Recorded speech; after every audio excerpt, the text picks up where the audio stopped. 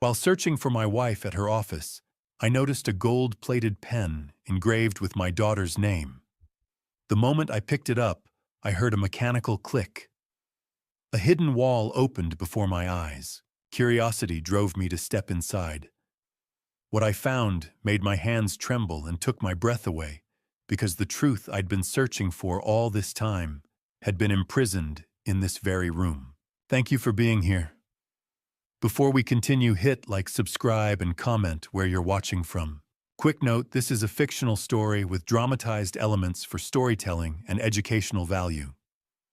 Any resemblance to real events is coincidental, but the message is deeply meaningful. Now let me tell you what happened next. The Seattle rain hadn't let up since morning. I drove through it anyway, wipers slapping a rhythm against the windshield that matched the unease in my chest. I needed to see Vanessa, to talk, to feel connected to something.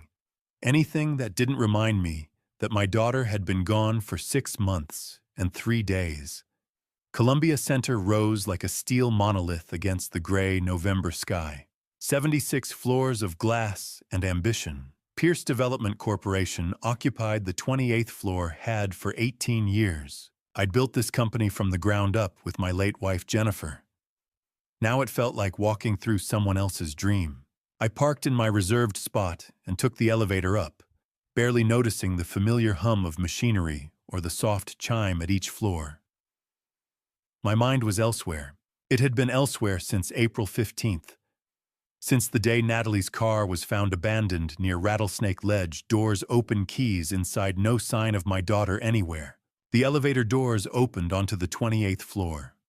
Our reception area was all dark wood and understated elegance, Jennifer's design years ago. Amanda Clark looked up from behind the curved desk, her professional smile faltering just slightly when she saw me. "Mr. Pierce," she said, her voice careful. "I wasn't expecting you today." "Is Vanessa in?" I asked, keeping my tone light. Lately, everyone spoke to me like I was made of glass, like if they said the wrong thing, I'd shatter. Amanda glanced at her computer screen. "She's with a client right now. A design consultation. Should be another 20 minutes or so." She paused. "Would you like me to let her know you're here?" I shook my head. "No need. I'll wait in her office." I had a key. Vanessa had given it to me 6 months ago after we'd gotten married. "You're always welcome in my space," she'd said, pressing the small silver key into my palm. At the time, it had felt like trust, like intimacy. Now, walking down the hallway toward her corner office, I wasn't sure what it felt like. I unlocked the door and stepped inside. Vanessa's office was everything mine wasn't: warm, inviting, filled with soft textures and carefully chosen art. A massive mahogany desk sat beneath windows that looked out over Elliott Bay. On clear days, you could see the Olympic Mountains. Today, there was only fog. I dropped into one of the leather chairs facing her desk, trying to shake off the cold that had settled in my bones. The office smelled like her perfume, something subtle, expensive, floral. For a moment, I let myself close my eyes and just breathe. When I opened them again, my gaze landed on her desk. It was immaculate, as always. A silver pen holder, a small succulent in a ceramic pot, a leather-bound planner closed, and beside the planner, lying at an angle like someone had set it down in a hurry, was a pen. Not just any pen. A Mont Blanc. Gold-plated. The kind that weighs more than it should, that feels serious in your hand. I knew that pen. My heart did something strange, a stutter step, that made me sit forward, suddenly alert. I reached across the desk and picked it up, my fingers closing around the cool metal barrel. There, just above the clip, barely visible unless you were looking for it, were 2 words engraved in delicate script: Natalie P. The air left my lungs. I turned the pen over in my hands, searching for some explanation, some reason this couldn't be what I knew it was. But there was no mistaking it. I'd had this pen custom-made 4 years ago at a little shop in Pioneer Square. Jennifer and I had picked it out together for Natalie's 18th birthday. We'd spent 20 minutes debating the font for the engraving. Natalie had loved it. She'd carried it everywhere, to classes, to coffee shops, to late-night study sessions. "It makes me feel professional," she'd joked. "Like a real adult." She'd promised she'd never lose it. But Natalie had been missing since April.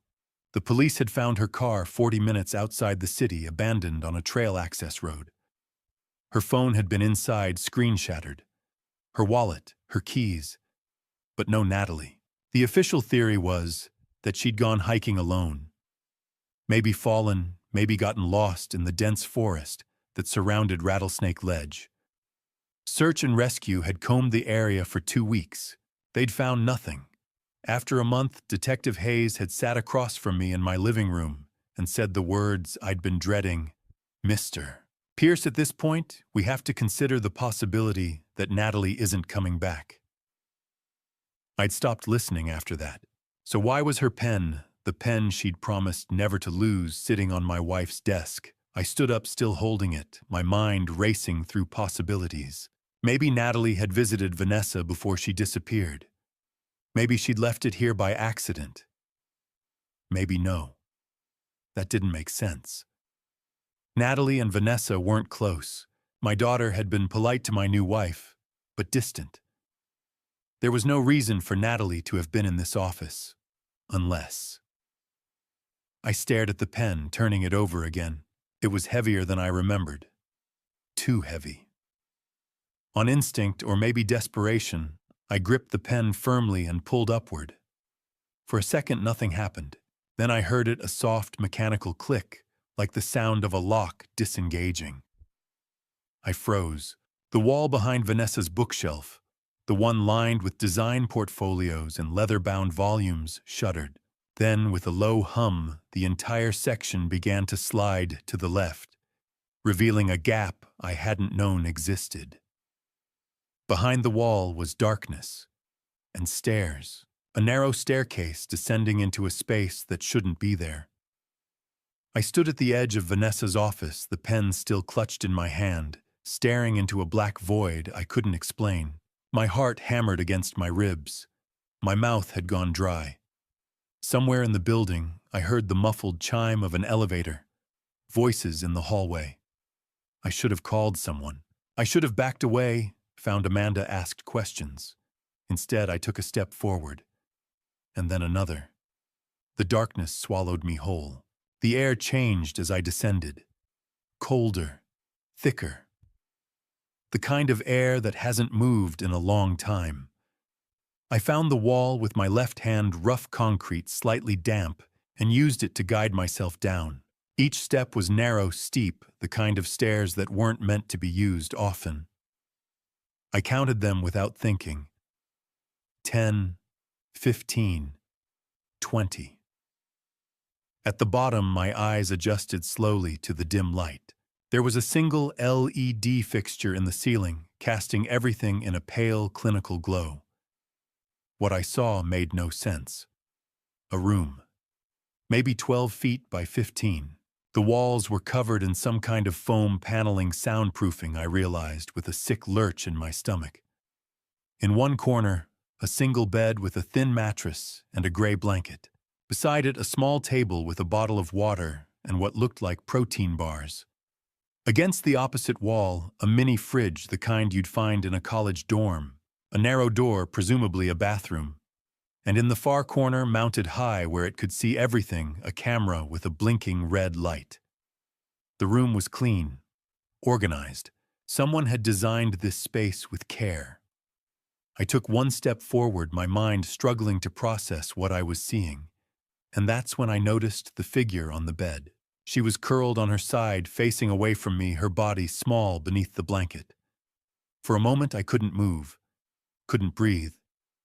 Dark hair, longer than I remembered, tangled and dull, thin shoulders. A hand resting on the pillow fingers, pale and delicate. Natalie. My voice cracked on her name. The figure stirred. Slowly, she turned over, blinking in the dim light. When her eyes found mine, They went wide not with recognition, but with something closer to disbelief, like she was seeing a ghost. Not to Lee, I said again, and this time I was moving, crossing the small space in 3 strides, dropping to my knees beside the bed. She pushed herself up on one elbow, staring at me. Her face was gaunt shadows under her eyes, her cheekbones sharper than they should be. But it was her, my daughter, alive. Dad! The word was barely a whisper. I reached for her, and she flinched just slightly, an instinctive recoil. But then she seemed to understand that I was real, that this wasn't some trick or hallucination. She collapsed forward into my arms, and then she was sobbing. Deep, wrenching sobs that shook her whole body. I held her one hand, cradling the back of her head, the other wrapped around her 2 thin shoulders, and I felt my own tears streak hot down my face. "You're here," she kept saying over and over. "You're really here. I'm here, sweetheart. I'm here. I've got you." I pulled back just enough to look at her to catalog the damage. She was pale, too pale and thin in a way that made my chest ache. Her hair was matted, her lips chapped.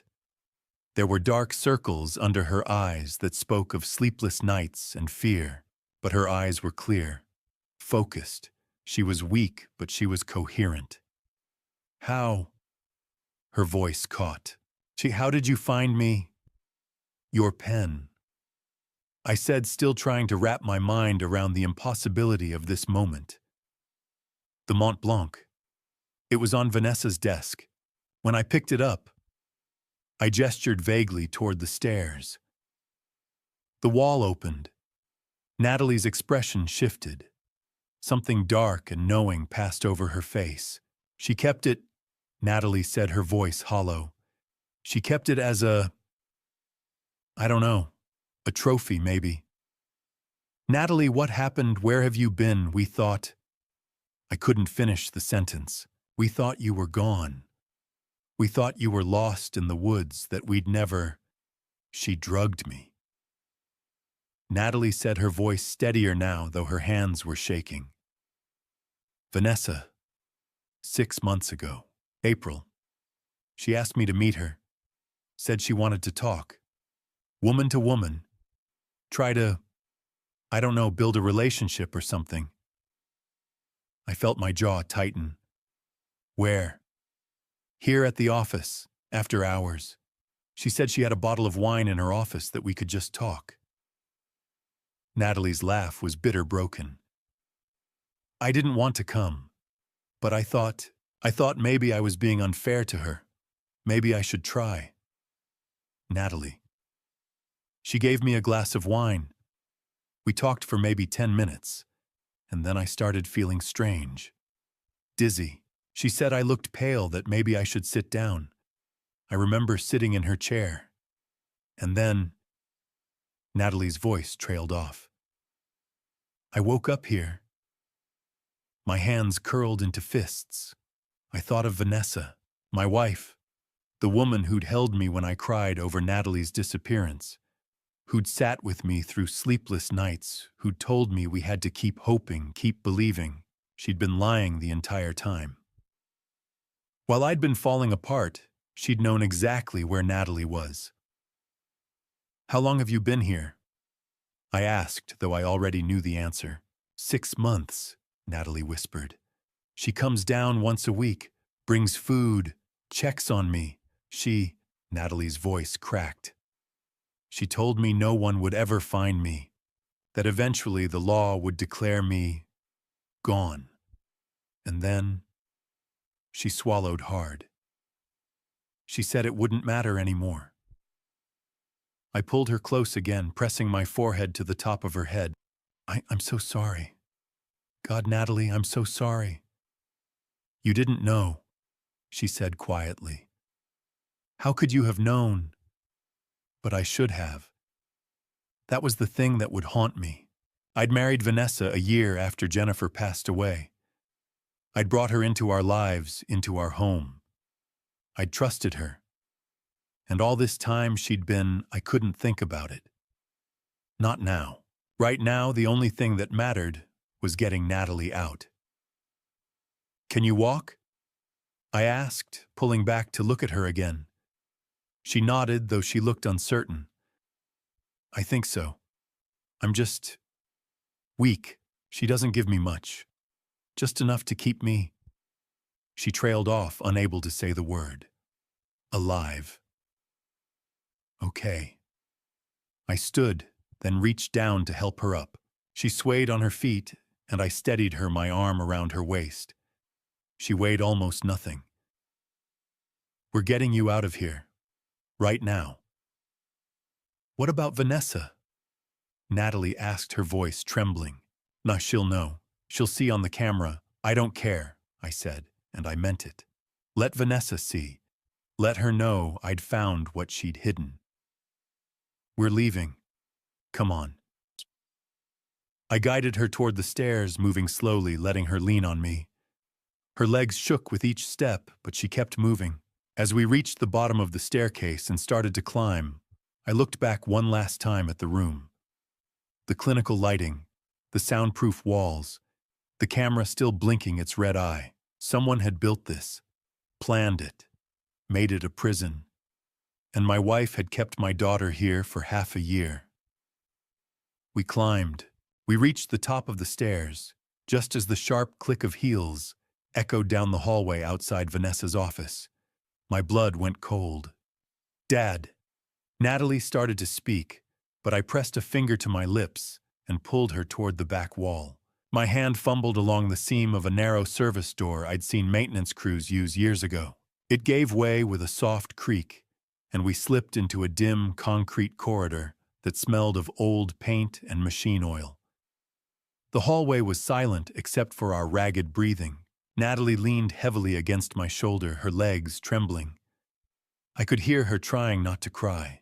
Behind us, the muffled sound of Vanessa's voice filtered through the walls. She was talking to someone, maybe Amanda, at the front desk. We have to move, I whispered. At the end of the corridor, a dented freight elevator waited with its heavy metal gate half open. I guided Natalie inside, pulled the gate closed as quietly as I could, and hit the button for the parking garage. The elevator groaned and lurched downward. Each floor felt like an eternity. I watched the numbers descend 27, 26, 25, and prayed Vanessa wouldn't notice the service panel light up on her floor. When the doors finally opened onto the dim concrete of the underground garage, I scanned the rows of parked cars. Mine was near the back exit. I wrapped my arm around Natalie's waist and half carried her toward it. She was so light, so fragile. 6 months in that room had stolen her strength. I opened the back door and helped her slide across the seat. Lie down, I said, pulling off my coat and draping it over her. Stay low. Don't let anyone see you. She nodded, her pale face disappearing beneath the fabric. I climbed into the driver's seat, started the engine, and drove out of the garage as calmly as I could manage. My hands were shaking on the wheel. The streets of Seattle blurred past. I kept checking the rearview mirror, half expecting to see Vanessa's car tailing us. But there was nothing. Just rain and brake lights, and the ordinary flow of Friday afternoon traffic. I drove north toward Laurelhurst, toward the one person I knew I could trust. Harold Peterson had been our family's lawyer for nearly 20 years. He'd handled Jennifer's will when she passed 5 years ago, and he'd been the one to comfort me through the worst months of my grief. If anyone could help us now, it was Harold. His house sat at the end of a quiet tree-lined street, a brick Tudor with ivy climbing the walls. I pulled into the driveway and sent him a single text, emergency. At your door, please. Seconds later, the front door opened. Harold stood there in a cardigan and slippers, his silver hair disheveled. When he saw me, his expression shifted from confusion to alarm. Jonathan, I need your help, I said. I opened the back door and gently lifted Natalie to her feet. Harold's face went white. My God. Natalie. His wife Linda appeared behind him, her hand flying to her mouth. She rushed forward and took Natalie's other arm, guiding her inside. They led her to the living room couch, and Linda disappeared into the kitchen, returning moments later with a thick blanket and a glass of water. Natalie took the water with trembling hands and drank slowly. She looked so small, wrapped in that blanket, her eyes hollow and haunted. Harold sat down across from us, his lawyer instincts kicking in, despite the shock. "Jonathan, where has she been? We need to call the police." "No," I said sharply. "Not yet." I told him everything. The pen, the hidden staircase, the room beneath Vanessa's office, the camera still recording in that concrete cell. Harold listened in silence, his face growing darker with every word. When I finished, he leaned back in his chair and exhaled slowly. "This is kidnapping," he said. "You understand that, right? Vanessa held your daughter captive for 6 months." "I know." My voice cracked. "But if we call the police now, she'll know. She'll destroy the evidence.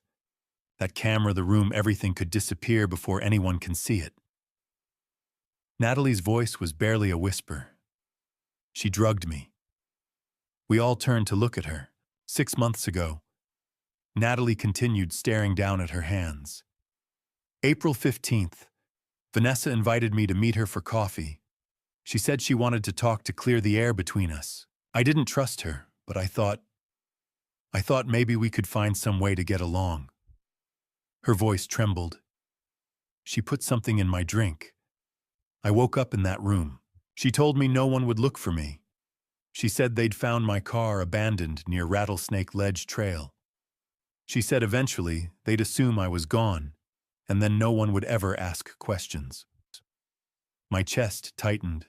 Rattlesnake Ledge, a popular hiking spot east of the city, known for its steep cliffs and dangerous terrain. Of course, a staged accident. "She came to see me every week," Natalie said. "She brought food, water. She told me it was only temporary. That once everything was settled legally, she'd let me go." I didn't believe that for a second. Neither did Harold. Then Natalie looked up at me, her eyes filled with something I hadn't expected, fear mixed with anger. "Dad," she said quietly. It wasn't just Vanessa. My stomach dropped. Uncle Stephen was part of it too. The room went silent. Stephen Barrett, my business partner, my friend of 18 years, the man who'd stood beside me at Jennifer's funeral, who'd helped me rebuild Pierce Development when I could barely get out of bed. "No," I said. "That's not—" "I heard them talking," Natalie said. High through the camera. They thought I was asleep, but I heard everything. He helped her plan it. The world tilted beneath me. Harold placed a steady hand on my shoulder. "Jonathan, we need to decide what we're going to do.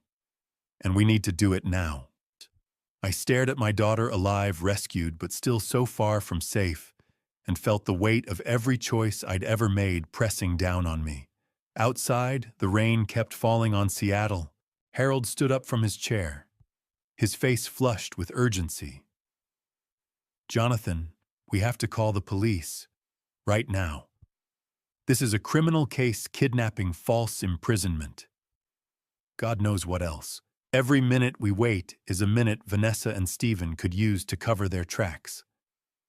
I shook my head slowly. "If we call the police now, they'll know. Vanessa will know the second officers show up at Columbia Center. She'll destroy the room, wipe the camera footage, claim she has no idea what we're talking about. By the time investigators get a warrant, there won't be anything left to find. Jonathan and Stephen." I continued, my voice harder now. "He's the CFO of Pierce Development. He has access to every file, every account, every piece of documentation we've ever created. If he knows we're on to him, he'll burn it all before anyone can prove a thing." Harold opened his mouth to argue, then closed it again. He looked at Natalie, who sat curled beneath the blanket on his couch, her eyes distant and unfocused. She'd been through hell. The last thing she needed was to watch her rescue fall apart, because we moved too fast. "So, what do you want to do?" Harold asked quietly. "I need time," I said. "Time to gather evidence. Time to figure out exactly what they've done and why. Then we go to the authorities with something they can't ignore." Harold was silent for a long moment. Finally, he sighed and walked over to his desk. He opened a drawer, pulled out a business card, and handed it to me. The card was simple, printed on heavy cream-colored stock: Sharon Mitchell, private investigator, former FBI special agent, a phone number, an email address, nothing else. "Sharon worked major fraud cases for the Bureau for 15 years, Harold said. "She's discreet, thorough, and she knows how to build a case that'll hold up in court. If anyone can help you do this the right way, it's her." I looked down at the card, then back at Harold. "Thank you." He nodded, but his expression remained troubled. "Just promise me one thing.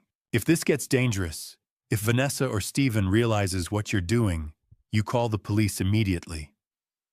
No hesitation. Understood." "Understood." I pulled out my phone and dialed the number on the card. It rang 3 times before a calm, professional voice answered. "Mitchell Investigations." "Ms. Mitchell, my name is Jonathan Pierce. Harold Peterson gave me your number. I need your help with a sensitive matter." There was a brief pause. "Harold's a good man. What kind of matter are we talking about?" I glanced at Natalie, then at Harold. "It's complicated. I'd rather explain in person." "Can you meet tonight?" "Yes. There's a cafe near Pike Place Market, corner of First and Pine, 8 o'clock. I'll be there." "Good. And Mr. Pierce." Her voice sharpened slightly. "Come alone. If this is as sensitive as you say, we don't need an audience." The line went dead. I pocketed my phone and looked at Harold. "I have to go home first. If Vanessa suspects anything, if she realizes Natalie's gone, this whole thing falls apart." Linda appeared in the doorway holding a tray with soup and crackers. She set it down in front of Natalie and gave me a long, searching look. "Be careful," she said softly. I nodded. "Natalie stays here. Don't let anyone know she's with you. Not even your neighbors." Harold walked me to the door. As I stepped outside into the cool evening air, my phone buzzed. Vanessa's name lit up the screen. My stomach tightened. I answered, forcing my voice to sound casual. "Hey. Honey, where are you?" Vanessa's tone was light, almost playful. "I tried calling you earlier, but you didn't pick up. I was starting to worry." "Sorry, I was in back-to-back meetings all afternoon. You know how Fridays get." The lie came so easily, it scared me. "Just wrapped up a budget review with Vincent Caldwell. We're trying to nail down projections for the 4th quarter. "Oh, that sounds exhausting." She laughed, that warm, familiar sound I used to love. Now it made my skin crawl.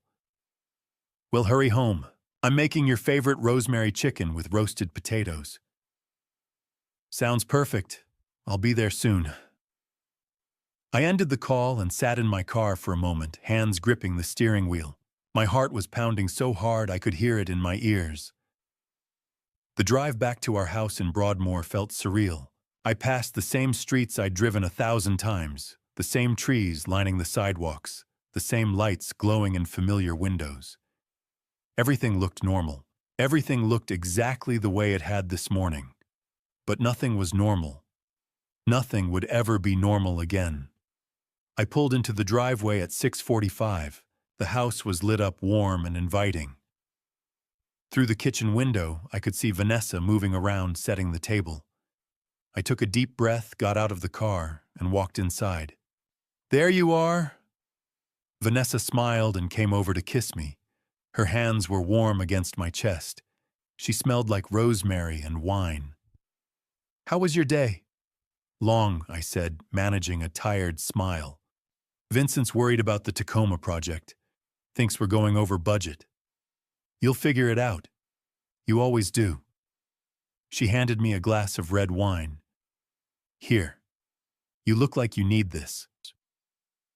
I took the glass, took a sip. It tasted like ash in my mouth. We sat down to dinner. Vanessa talked about her day, a client meeting fabric samples, something about a design conference in Portland next month. I nodded, asked the right questions, laughed at the right moments. All the while I kept seeing Natalie's pale, hollow face, kept hearing her voice. She drugged me. She said no one would look for me. By 7:30, I'd finished eating and pushed my plate aside. I almost forgot I have a meeting with Harold tonight. We need to go over some paperwork for the estate trust. Jennifer's anniversary is coming up, and there are a few things we need to finalize. Vanessa's expression softened. Oh, honey, I know that's hard for you. She reached across the table and squeezed my hand. I squeezed back, smiled. I won't be late, I said. She kissed me goodbye at the door, her lips soft and familiar. Drive safe. I got in my car, pulled out of the driveway, and didn't exhale until I'd turned the corner. 20 minutes later, I parked near Pike Place Market. The cafe was small, tucked between a bookstore and a flower shop. Through the window, I could see a woman sitting alone at a corner table, mid-40s, dark hair, pulled back sharp eyes scanning the room. Sharon Mitchell. I walked inside and she looked up. Our eyes met. I crossed the cafe and sat down across from her. Mr. Pierce. Yes. She folded her hands on the table. Tell me everything. And I did. I told Sharon everything. The pen with Natalie's name. The hidden wall behind the bookshelf. The staircase leading down into that soundproofed concrete room where my daughter had been held for 6 months.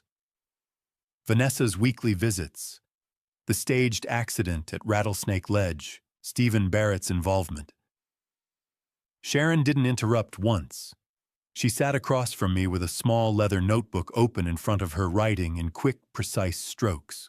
Her face remained calm, neutral, the kind of expression that came from years of listening to terrible stories without flinching. When I finally finished, she set down her pen and looked at me. Mr. Pierce, I need to ask you some questions. They might feel intrusive, but they're necessary. I nodded. Whatever you need. When did you marry Vanessa? June 2021, almost 4 years ago. And when did you meet her? May 2020, at a fundraiser for the Seattle Arts Foundation. She was representing an interior design firm, Sterling and Associates. We talked about architecture design philosophy. She was charming, intelligent. She understood my work in a way most people don't. Sharon wrote something down. And how long after you met did you start seeing each other seriously? A few months. We dated through the summer, got engaged that December. I thought, my voice cracked, I thought I was ready to move on. Jennifer had been gone a year. Natalie encouraged me. She said her mother wouldn't want me to be alone forever. What do you know about Vanessa's life before you met her? I opened my mouth to answer, then stopped. What did I know? She grew up in California. I said slowly. San Diego, I think. She went to design school, somewhere in the Southwest. She moved to Seattle in 2019 to start her firm. Did you ever meet her family? No. She said her parents had passed. No siblings. Friends from before she moved to Seattle. I frowned. A few, but no one close. She said she was focused on building her business. Sharon leaned forward slightly. Mr. Pierce, did you ever visit her office, the one for Sterling and Associates? My stomach tightened. No. She always met clients at their locations or worked from home. She said it was more personal that way. Did she have business partners, employees? She mentioned a few contractors she worked with, but I never met them. Sharon closed her notebook and looked at me with something that might have been sympathy. Mr. Pierce, I don't think you know very much about your wife at all. The words hit me like a punch to the chest. She was right. I'd married a woman I barely knew. I'd brought her into my home, introduced her to my daughter, given her access to my life, and I couldn't name a single verifiable fact about her past. How had I been so blind? Here's what we're going to do, Sharon said, her voice firm and steady. First, Natalie stays exactly where she is. Harold's house is safe, and no one outside this room needs to know she's there. If Vanessa or Stephen realize she's free, they'll disappear before we can build a case against them. I nodded. Second, you go home tonight and continue acting normal. Nothing changes. You go to work, you have dinner with Vanessa, you do everything exactly the way you've been doing it. Can you do that? Yes. Third, I'm going to run a full background check on Vanessa Sterling. I'll also look into Stephen Barrett Financial Records communications, anything that might tell us what they're planning. What about evidence? I asked. Not the room under her office. We can't touch it yet. Not without tipping them off. But we will. Once we understand what we're dealing with, we'll figure out how to document it in a way that holds up in court. She pulled a small black case from her bag and set it on the table. Inside were what looked like ordinary pens, a phone charger, even a wall clock. Surveillance equipment, she explained. Hidden cameras and audio recorders. I'll need you to place these in strategic locations, your home, maybe your office. Anywhere Vanessa or Stephen might talk when they think they're alone. I stared at the devices. The idea of spying on my own wife, of turning my home into a surveillance site, made my skin crawl. But I thought of Natalie in that concrete room, weak and terrified, and I knew I didn't have a choice. I'll do it. Sharon nodded, then pulled out her laptop and opened it on the table. Let's start with the basics. You said Vanessa's firm is called Sterling and Associates. Yes. She typed quickly, then turned the screen toward me. A sleek, professional website filled the display, Sterling and Associates interior design. Luxury spaces designed with elegance and purpose. There were photos of beautifully decorated rooms, testimonials from supposed clients, a portfolio of high-end projects. Looks legitimate, doesn't it? Sharon said. I nodded slowly. She clicked a few more times, pulling up a separate window. This is the domain registration information. SterlingandAssociates.com was created on March 15, 2020, 2 months before you met Vanessa at that fundraiser. My chest tightened. Now look at this. She opened another tab showing a business directory. No physical office address. The contact number goes to a generic voicemail. And these testimonials. She clicked on one of the glowing reviews. The names don't match any real people in the Seattle area. I ran a reverse image search on the portfolio photos. Half of them are stock images from design magazines. I stared at the screen, my mind struggling to process what I was seeing. Mr. Pierce, Sharon said quietly. I don't think your wife is an interior designer. I don't think Sterling and Associates ever existed as a real company. This website was built specifically to create a credible identity for someone who needed one. The cafe suddenly felt too small, too hot. I couldn't breathe. Who is she? I whispered. Sharon's expression was grim. That's what we're going to find out. She closed the laptop and handed me the case of surveillance equipment. Go home. Act normal. Place these devices where they won't be noticed. And whatever you do, don't let Vanessa see that you know. I nodded, numb. I left the cafe and walked to my car. The streets of Seattle were dark and wet. the lights from Pike Place Market reflecting off the rain-slicked pavement. I sat behind the wheel for a long time, staring at nothing. Who had I married? Who was the woman sleeping in my bed, eating at my table, living in the home I'd built with Jennifer? I didn't know. And for the first time since I'd found Natalie in that hidden room, I felt truly afraid. I started the engine and drove home through the rain. Vanessa was waiting. Saturday morning, Vanessa made coffee. I heard the familiar sounds from the kitchen, the grinder whirring water running the soft clink of ceramic mugs on the counter. Through the bedroom doorway, I could see her moving with the easy grace of someone performing a routine she'd done 1,000 times. She appeared in the doorway a few minutes later, holding a steaming mug in each hand. Her hair was pulled back in a loose ponytail, and she wore one of my old work shirts over her pajamas.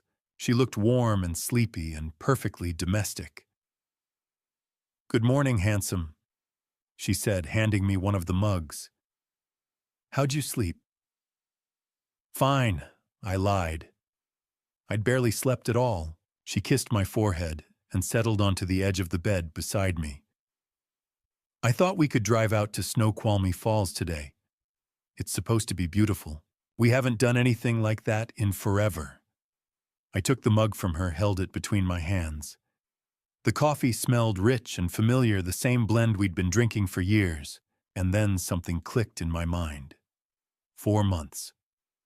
For the past 4 months, I'd been forgetting things. Small things at first, where I'd left my car keys, the name of a contractor I'd worked with for years, appointments I'd scheduled, and then completely blanked on. I'd chalked it up to stress grief over Natalie's disappearance, the weight of running the company, without Stephen's help on certain projects.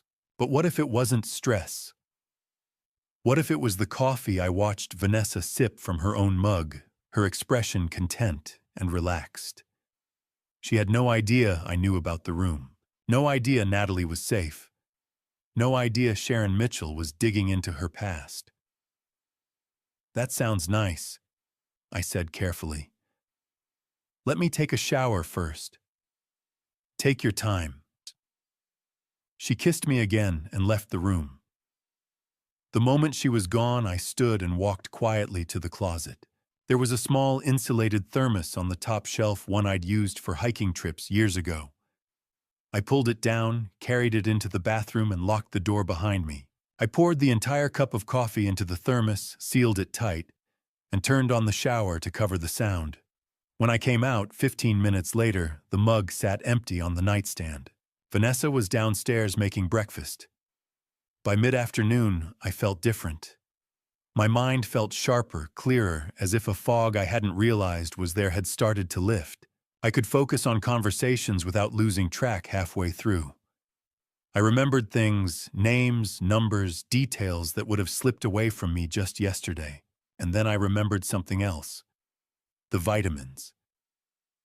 Every morning for the past 4 months, Vanessa had given me a small white pill with breakfast. "You need to take better care of yourself, honey," she'd said the first time. "These are good for you. Multivitamins with extra B complex. They'll help with your energy." I'd taken them without question. I went into the bathroom, opened the medicine cabinet, and found the bottle. The label read, "Daily Wellness Complex. Take 1 tablet daily with food." No brand name, no pharmacy label, just a generic white bottle with a printed sticker. I shook 1 pill into my hand, wrapped it in tissue, and slipped it into my pocket. That evening, as we sat on the couch, watching a movie, neither of us was really paying attention. Vanessa turned to me with a look of concern. "Jonathan, I've been worried about you. You've been so forgetful lately. Maybe you should go see Dr. Mitchell again. He might want to adjust your prescription." Dr. Howard Mitchell. Vanessa had introduced me to him 2 months ago, after I'd mentioned offhandedly that I'd been having trouble concentrating. She'd insisted I see a specialist, someone who could help. Dr. Mitchell had an office in Bellevue. I'd met with him twice. He was soft-spoken, professional, sympathetic.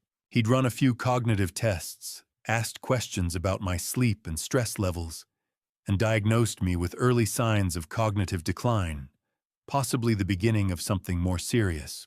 He'd written me a prescription, donepezil. It's commonly used for memory issues, he'd explained. It should help. I'd been taking it ever since, but now sitting on the couch with Vanessa beside me, her hand resting on my knee, I felt a cold knot of suspicion tightening in my chest. "I'll call him Monday," I said. She smiled. "Good, I just want you to be okay." After Vanessa went to bed, I stayed downstairs and pulled out my phone. I opened a search engine and typed Dr. Howard Mitchell, Seattle, Neurology. Nothing. I tried Dr. Howard Mitchell, Bellevue. Still nothing. I tried the Washington State Medical Board database, searched for his name and specialty. No results. My hands were shaking now. I pulled out the business card Dr. Mitchell had given me, heavy cardstock embossed lettering, a phone number, and email address. I dialed the number. It rang twice, then clicked over to an automated answering service. "Thank you for calling. Please leave a message with your name and number, and someone will return your call during business hours." No mention of a doctor, no medical practice name, just a generic voicemail. I hung up and immediately called Sharon. She answered on the second ring. "Mr. Pierce, I think my wife has been drugging me." There was a pause. Then, "Tell me everything." I told her about the coffee, the vitamins, the memory problems that had started 4 months ago. I told her about Dr. Mitchell, the diagnosis, the prescription, the fact that he didn't seem to exist anywhere in the public record. Sharon was silent for a moment. When she spoke, her voice was tight and controlled. "I need you to bring me that coffee sample and one of those pills, first thing tomorrow morning. Don't drink anything she gives you. Don't take any more of those vitamins. And whatever you do, don't let her know you're suspicious." "I won't." "Good. We're going to find out exactly what she's been giving you." I ended the call and sat in the dark living room staring at nothing. Vanessa hadn't just imprisoned my daughter. She'd been poisoning me. Sharon called me Monday morning while I was sitting in my office pretending to review budget reports. "Jonathan, we need to meet. Right now." Her voice had an edge I hadn't heard before. 20 minutes later, I was standing in her office near Pike Place Market. The space was small and efficient, a desk, filing cabinets, a wall covered in corkboard and photographs.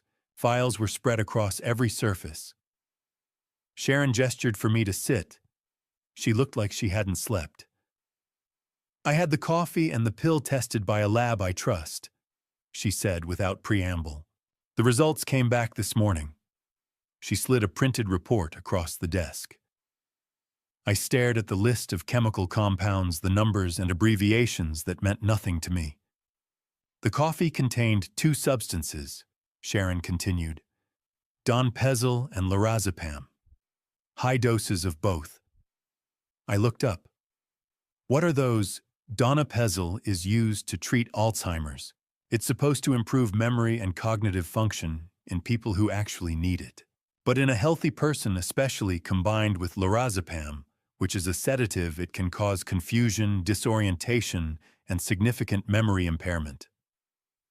My stomach turned. "The pill you gave me, the so-called vitamin Partin." She tapped another report. "Zolpidem. That's a prescription sleep aid. It was mixed with a low dose of an antidepressant that can cause drowsiness and cognitive fog." So she was systematically destroying your cognitive function. Yes. Sharon's voice was flat professional, but I could see the anger in her eyes. "If you'd continued taking these substances within a few months, you'd have exhibited signs of serious mental decline, enough that someone could argue you were no longer capable of managing your own affairs." I felt like the floor was tilting beneath me. "There's more." Sharon pulled a manila folder from the pile and opened it. Inside was a photograph of a coffee cup, the one I'd brought her in the thermos. She dusted it for fingerprints. I ran the prints through a database I have access to. Vanessa Sterling doesn't exist in any official record before 2020. No birth certificate, no driver's license, no tax returns. Nothing. She pulled out another document. But these fingerprints match someone else. She turned her laptop toward me. On the screen was a driver's license photo from Nevada. The woman in the picture was younger. Her hair a different color and style, but the face was unmistakable. Vanessa. Victoria Brooks, Sharon said. She lived in Las Vegas from 2012 to 2015. In 2013, she married a man named James Brooks. He was 62, a retired real estate investor. Comfortable, but not wealthy. I stared at the photo. James Brooks passed away suddenly in June of 2015, listed as stroke. Victoria inherited approximately $720,000. The local police opened an investigation. Family members suspected foul play, but they couldn't find any evidence of wrongdoing. The case was closed. She pulled out another file. Kaisa. The same fingerprints also matched this woman. Another driver's license photo. Different name, different state, but the same face. Vivian Sterling, Phoenix, Arizona, 2016 to 2019. She married Patrick Morrison in early 2017. He was 58, owned a successful construction company. Sharon's voice remained steady, clinical, but I could barely breathe. Patrick Morrison passed away in August of 2019. He fell down the stairs in their home. The medical examiner ruled it accidental. Vivian inherited his estate, approximately $1.1 million. I couldn't speak. Couldn't move. Jonathan, Sharon said quietly, your wife is a professional. She's what law enforcement calls a black widow. She targets older men with money, marries them, and then arranges for them to have accidents or sudden medical emergencies. She inherits their money and moves on to the next target. She laid out 3 photos side by side on the desk. James Brooks, Patrick Morrison, and a professional headshot of me from the Pierce Development website. Your husband, number 3. The words hit me like a physical blow. I've already filed petitions to exhume the bodies of James Brooks and Patrick Morrison. Sharon continued. It'll take a few weeks to get the court orders, but I'm confident we'll find evidence of poisoning. Arsenic, maybe. Or something more sophisticated that mimics natural causes. I stared at the faces of the 2 men. They looked happy in their photos. They'd loved her, trusted her, just like I had. How? My voice came out hoarse. How did she find me? I don't know yet, but I will. Sharon closed the files and looked at me directly. The good news is you're still alive. You found out before she could finish whatever she was planning. The bad news is now that Natalie's gone, Vanessa will know something is wrong. We need to move carefully. I nodded numb. There's one more thing. Sharon pulled up another document on her laptop. I found a record of a wire transfer from Stephen Barrett's personal account, $50,000 sent to an account registered under the name Victoria Brooks. That was in September of last year, 4 months before Natalie disappeared. My chest tightened. Stephen was paying her. It looks that way. Why, what does he get out of this? That's what we need to find out. I stood up, my legs unsteady. The room felt too small, the walls closing in. Go home, Sharon said. Act normal. Don't let her see that anything's changed. I'll keep digging and we'll figure out the next step. I left her office and walked to my car. I sat behind the wheel for a long time, staring at nothing. Vanessa Sterling, Victoria Brooks, Vivian Sterling. 3 names, 3 husbands, 2 of them gone. I'd never known who she was. I'd married a stranger, a predator, who'd built an entire life around a lie, who'd smiled at me across the breakfast table while poisoning my coffee, who'd locked my daughter in a concrete room and watched her waste away. And I'd loved her. I gripped the steering wheel until my knuckles turned white. I didn't know who my wife was, but I was going to find out. I needed to understand why Stephen had betrayed me. Not just for the sake of the investigation, not just to build a case. I needed to know. We'd worked together for 18 years. He'd been at my wedding. He'd held Natalie when she was born. He'd stood beside me at Jennifer's memorial service. What had I done to make him hate me enough to help a woman imprison my daughter? I went down to the garage late that night after Vanessa had gone to bed. The space was cluttered with old storage boxes, things I'd never bothered to sort through, relics from the early days of Pierce development. I pulled down a box labeled 2009 Projects and opened it. Inside were folders, blueprints, contracts. I dug through them until I found what I was looking for. Millennium Tower. The project that had put Pierce development on the map. A 20-story mixed-use building in downtown Seattle, residential commercial, with a public plaza that won 3 design awards. It was the job that had established our reputation, that had opened doors we'd only dreamed of before. I opened the folder and spread the blueprints across the garage floor. They were covered in handwriting. Notes in the margins, calculations, sketches of alternative structural approaches. Stephen's handwriting. I stared at the pages and slowly, sickeningly, a memory surfaced. March 2009. Stephen had come to my office with a design he'd been working on for months. It was brilliant, bold, innovative, with a structural system that balanced aesthetics and engineering in a way I'd never seen before. He'd been so excited, talking a mile a minute, showing me every detail. This could be our breakthrough, Jonathan. This could change everything. I'd told him it was incredible. I'd told him we'd present it together. But then I'd looked at the design more carefully, and I'd seen ways to refine it, small adjustments to the facade, changes to the floor plan that would make it more marketable. I'd spent a week reworking his concept, making it my own. And when the time came to present to the client, I'd gone alone. I found the presentation cover sheet at the bottom of the stack. In my own handwriting, dated March 2009, Millennium Tower. Presented by J. Pierce Development Corporation. Stephen's name was nowhere on it. I closed my eyes, feeling sick. I kept digging through the box and found a stack of old printed emails clipped together with a rusted binder clip. I flipped through them. The first was from Stephen, dated April 2009. Jonathan, you took my design. You removed my name like I never existed.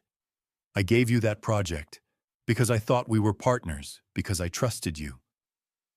I won't forget this. Stephen. My reply was below it. I winced as I read my own words. Stephen, you're overreacting.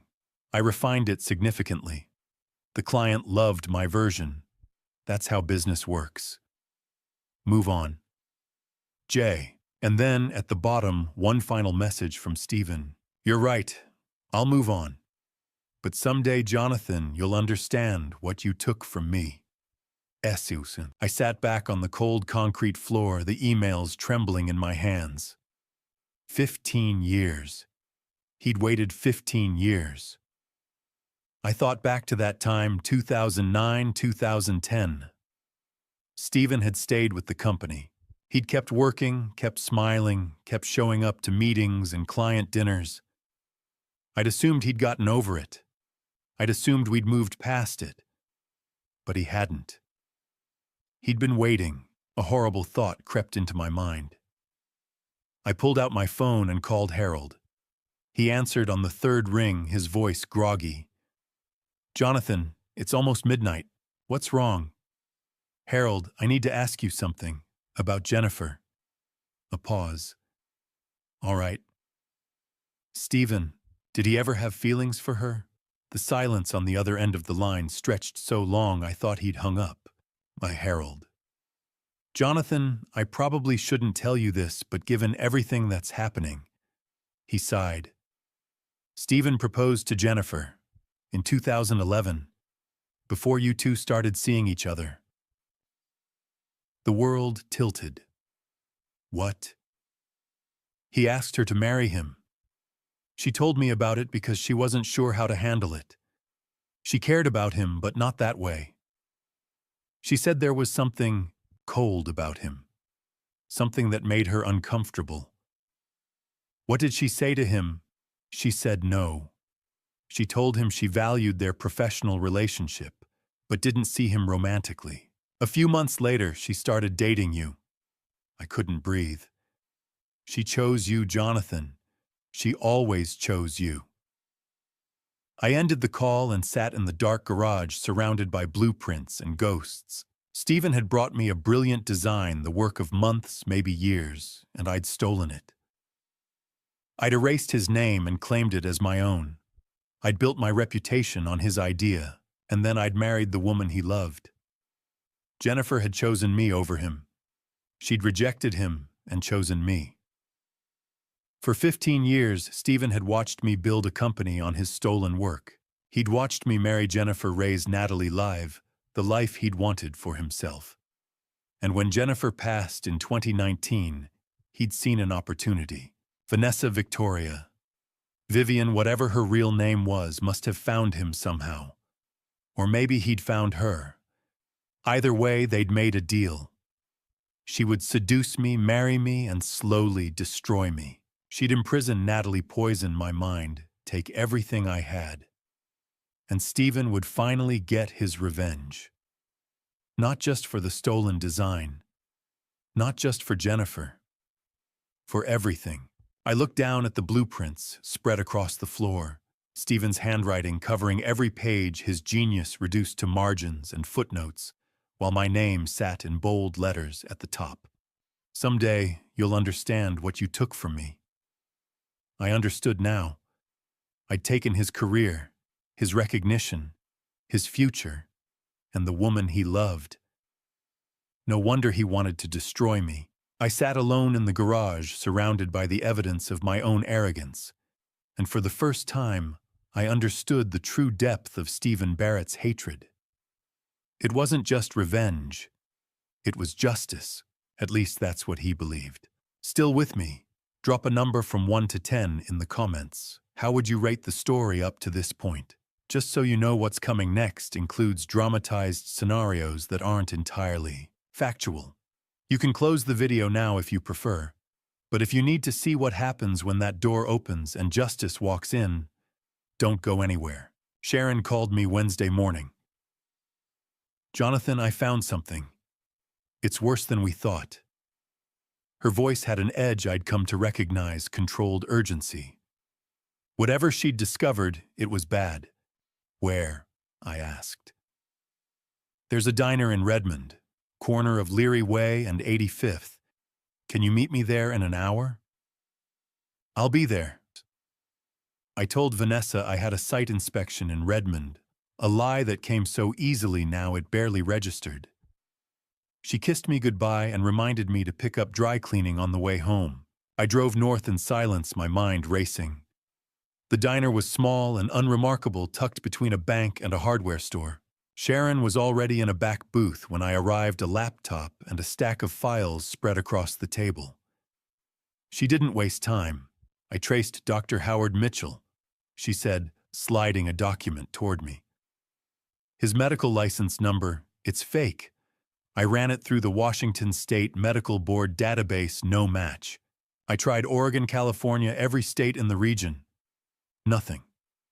I stared at the document.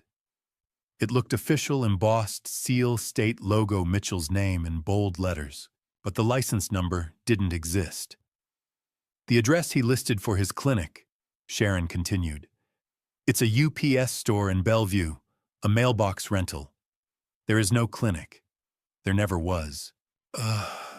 My chest tightened. I'm still working on his real identity, but I found something else. She opened her laptop and turned it toward me.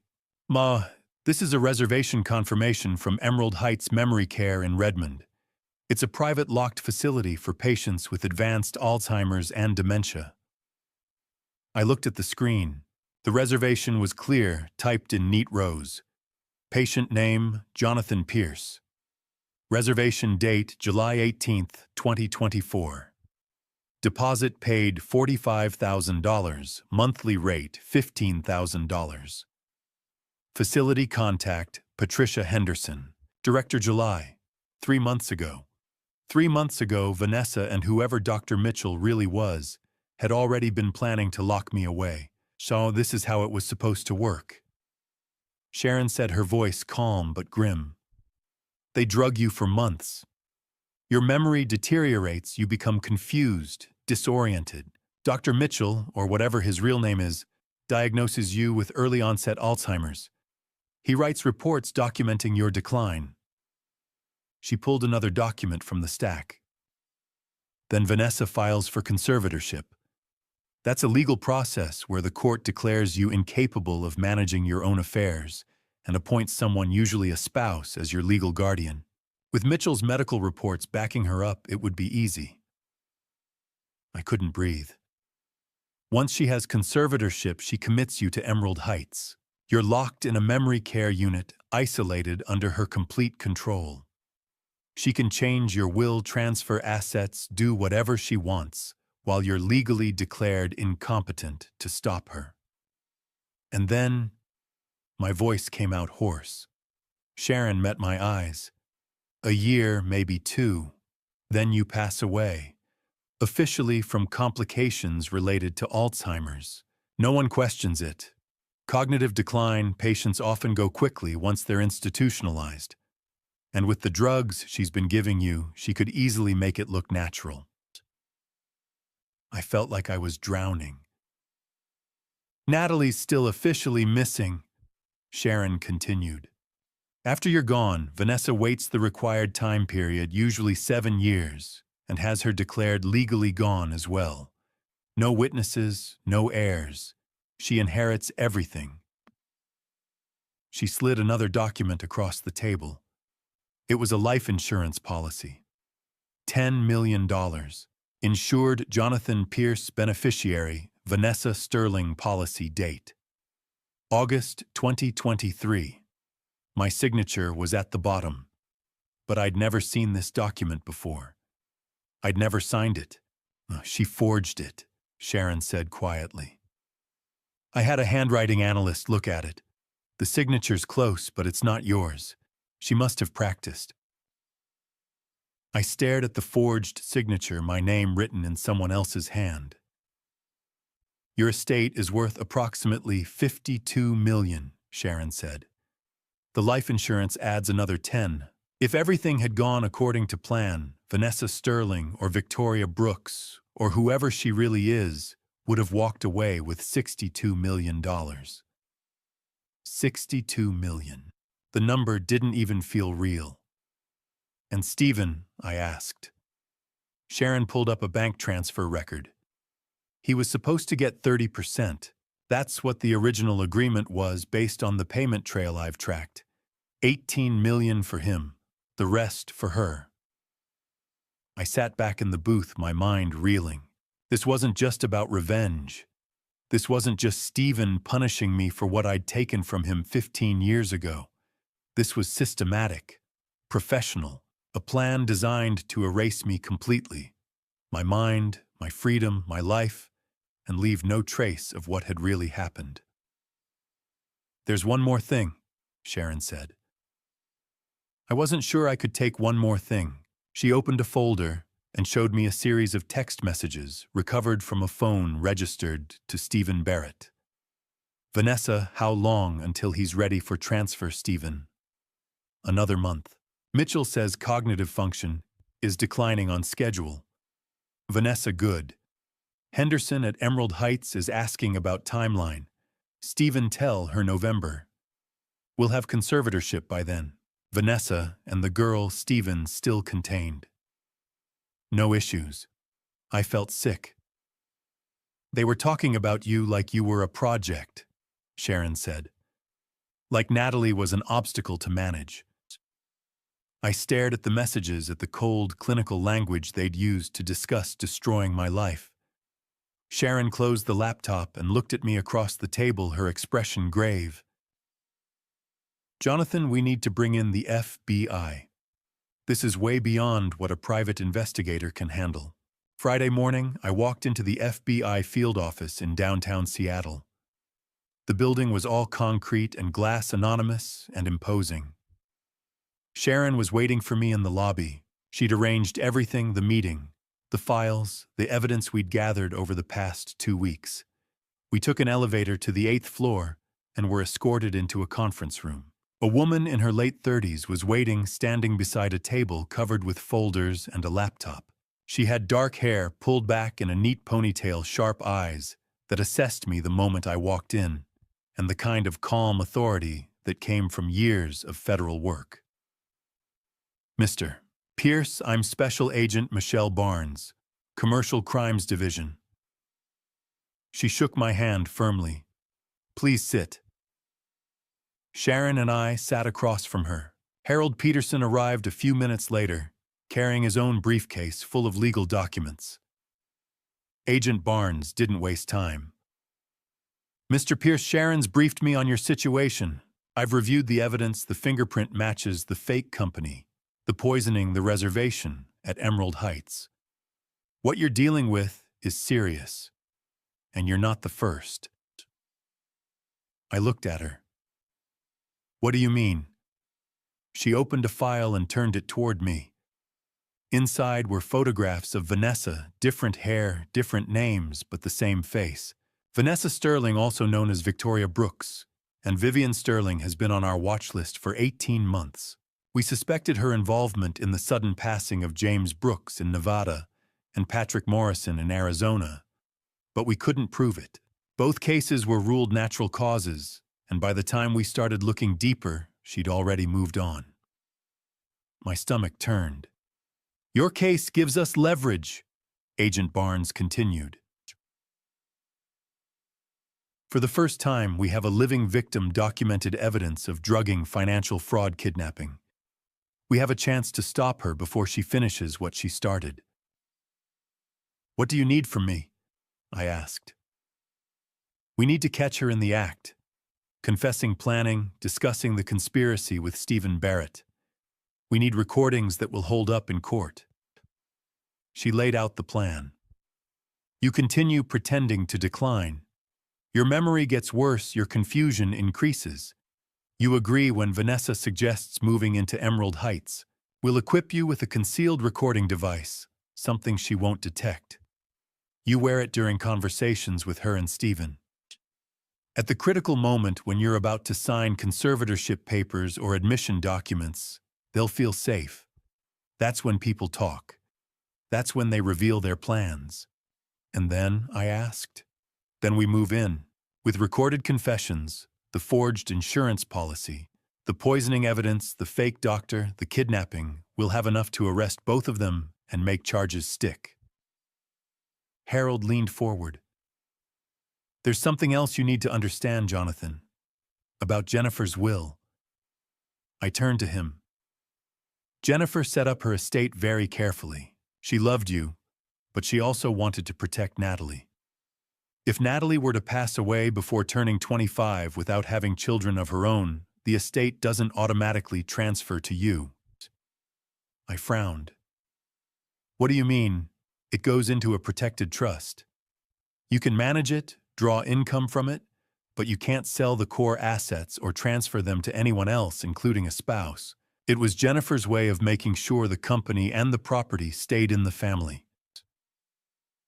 But you, Harold continued, his voice grim, if you were placed under conservatorship due to mental incompetence, the conservator, in this case Vanessa, could petition the court to modify the trust.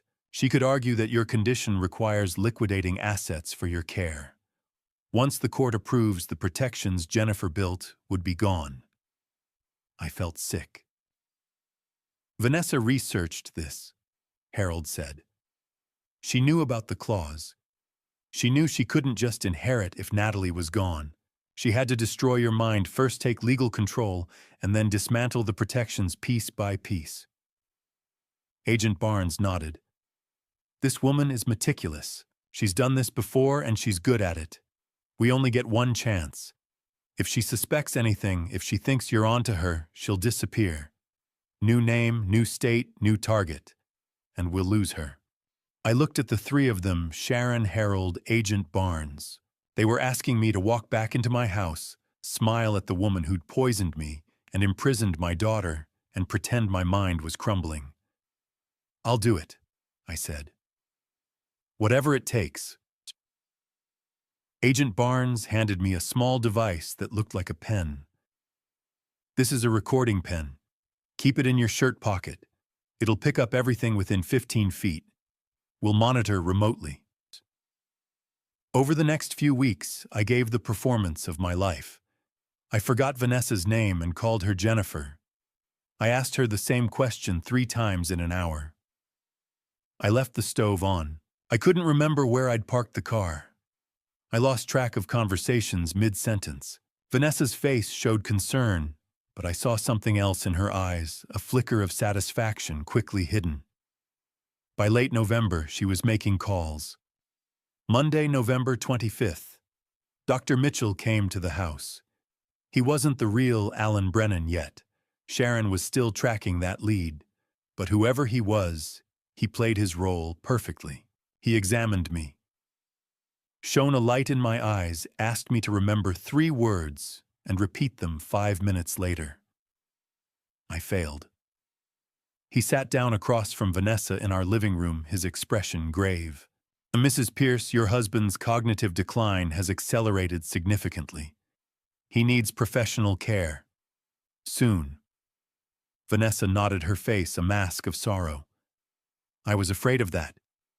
I recommend we move forward with the admission to Emerald Heights. The sooner the better. That afternoon, Vanessa made the call. I heard her from the kitchen, her voice calm and efficient. Yes, this is Vanessa Pierce. We'd like to schedule my husband's admission. Yes, Friday works. November 29th. Thank you. She came back into the room and took my hand. It's going to be okay, sweetheart. They're going to take good care of you. I nodded, my eyes unfocused. The trap was set. 4 days until Friday. 4 days to pretend my mind was slipping away, while every word, every confession was recorded. 4 days until Vanessa Sterling finally made the mistake that would end her. Friday, November 29th. The day I was supposed to be admitted to Emerald Heights. But that morning, as Vanessa helped me into my coat, she said we had a short stop to make first. Stephen needs you to sign a few papers at the office. Just a temporary CEO transfer. It'll protect the company while you're getting treatment. I nodded slowly. Okay, if you think that's best. The recording pen was in my shirt pocket. I could feel its weight against my chest. Every word spoken in the next hour would be captured. We drove to Columbia Center in silence. Vanessa kept glancing at me, her face a careful mask of concern. I stared out the window, playing the role of a man whose mind was already half gone. The 28th floor was quiet when we arrived. Vanessa led me to the conference room, her hand gentle on my elbow. Inside, 4 people were waiting. Stephen Barrett sat at the far end of the table, documents in front of him. Beside him sat Dr. Mitchell in a dark suit, a leather portfolio filled with what I assumed were fake medical reports. Harold Peterson was there too, sitting off to the side, tension visible in his face. And across from Harold sat Vincent Caldwell, one of our oldest shareholders, a man who'd invested in Pierce Development decades ago. Jonathan, good to see you. Stephen gestured to the chair at the head of the table. Please sit.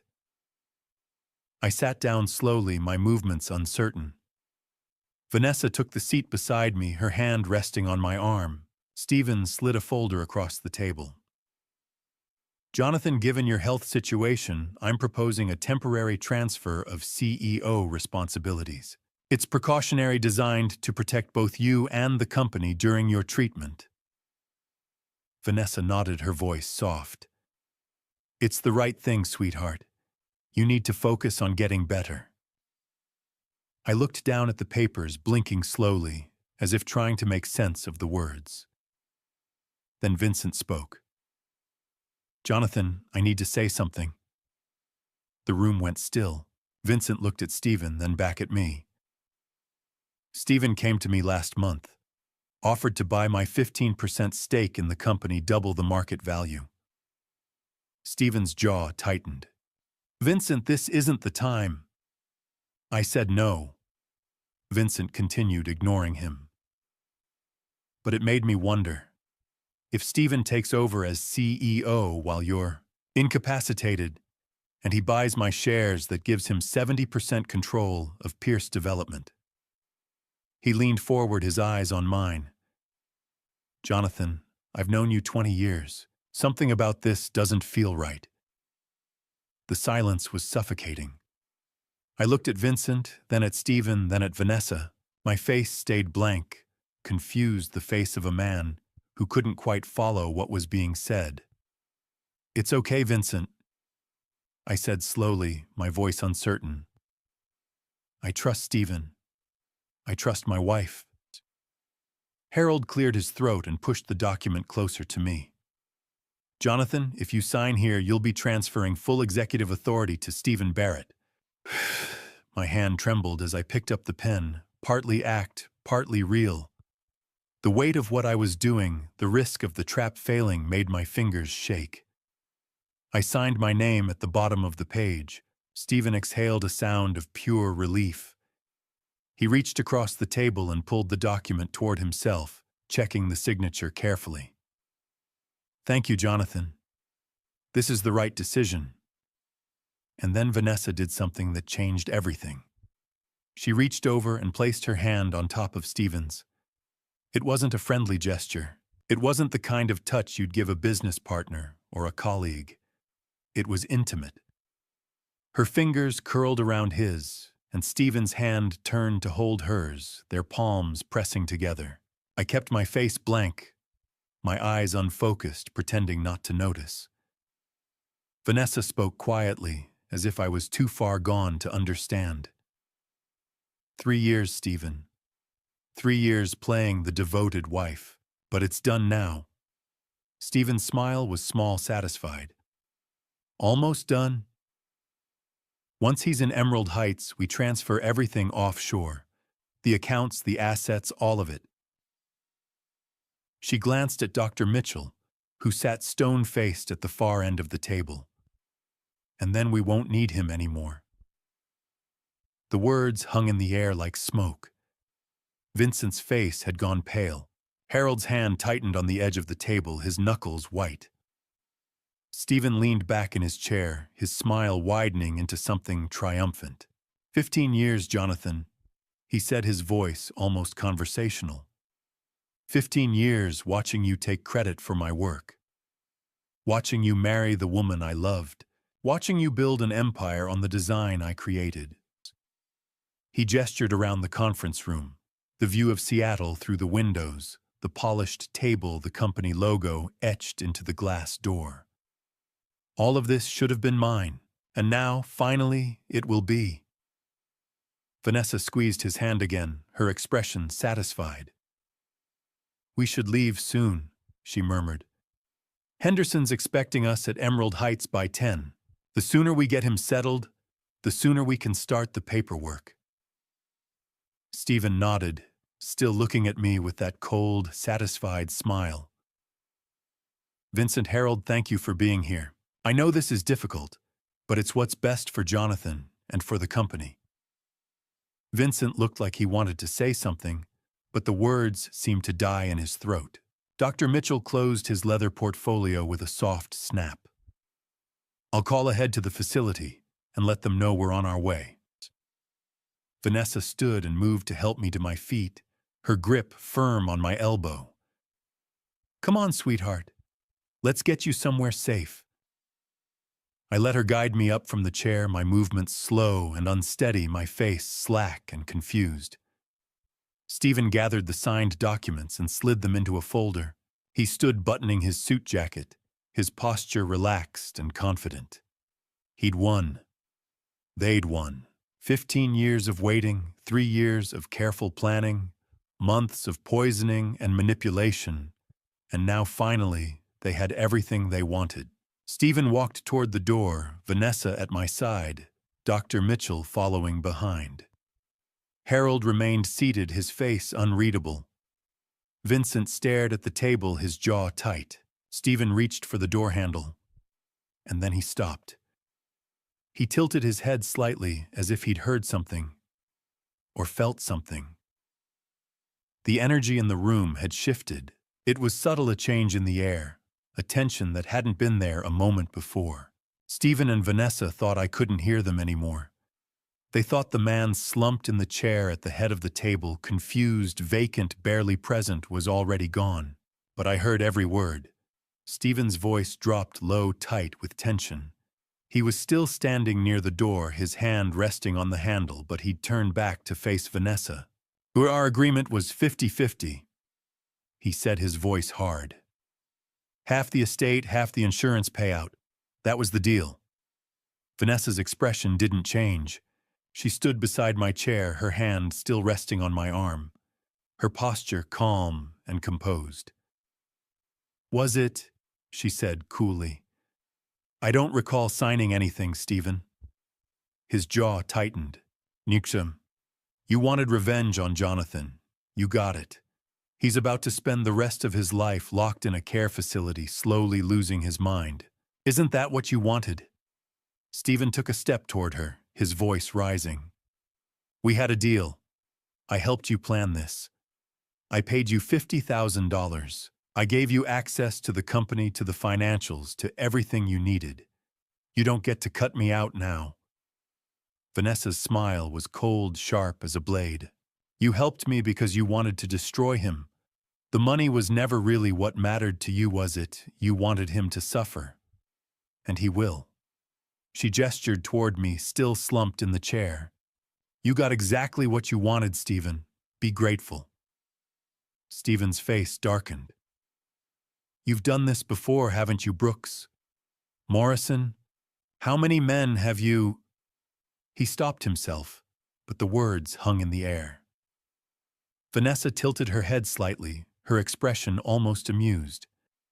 Only the ones foolish enough to trust me. The room went silent. Vincent Caldwell looked like he was going to be sick. Harold sat perfectly still, his face pale. Stephen stared at Vanessa, and for the first time, I saw something crack in his composure. You told me we were just going to scare Natalie. Make her disappear for a while. Let Jonathan think she was gone. You said she'd be safe. Vanessa's smile faded. Her eyes narrowed. You said she was staying somewhere comfortable. Stephen continued, his voice getting louder. A hotel, maybe a rental property. But that's not true, is it? What room were you talking about, Vanessa? What did you do? I watched his face carefully. The shock was real. The horror was real. Stephen Barrett had wanted to destroy me.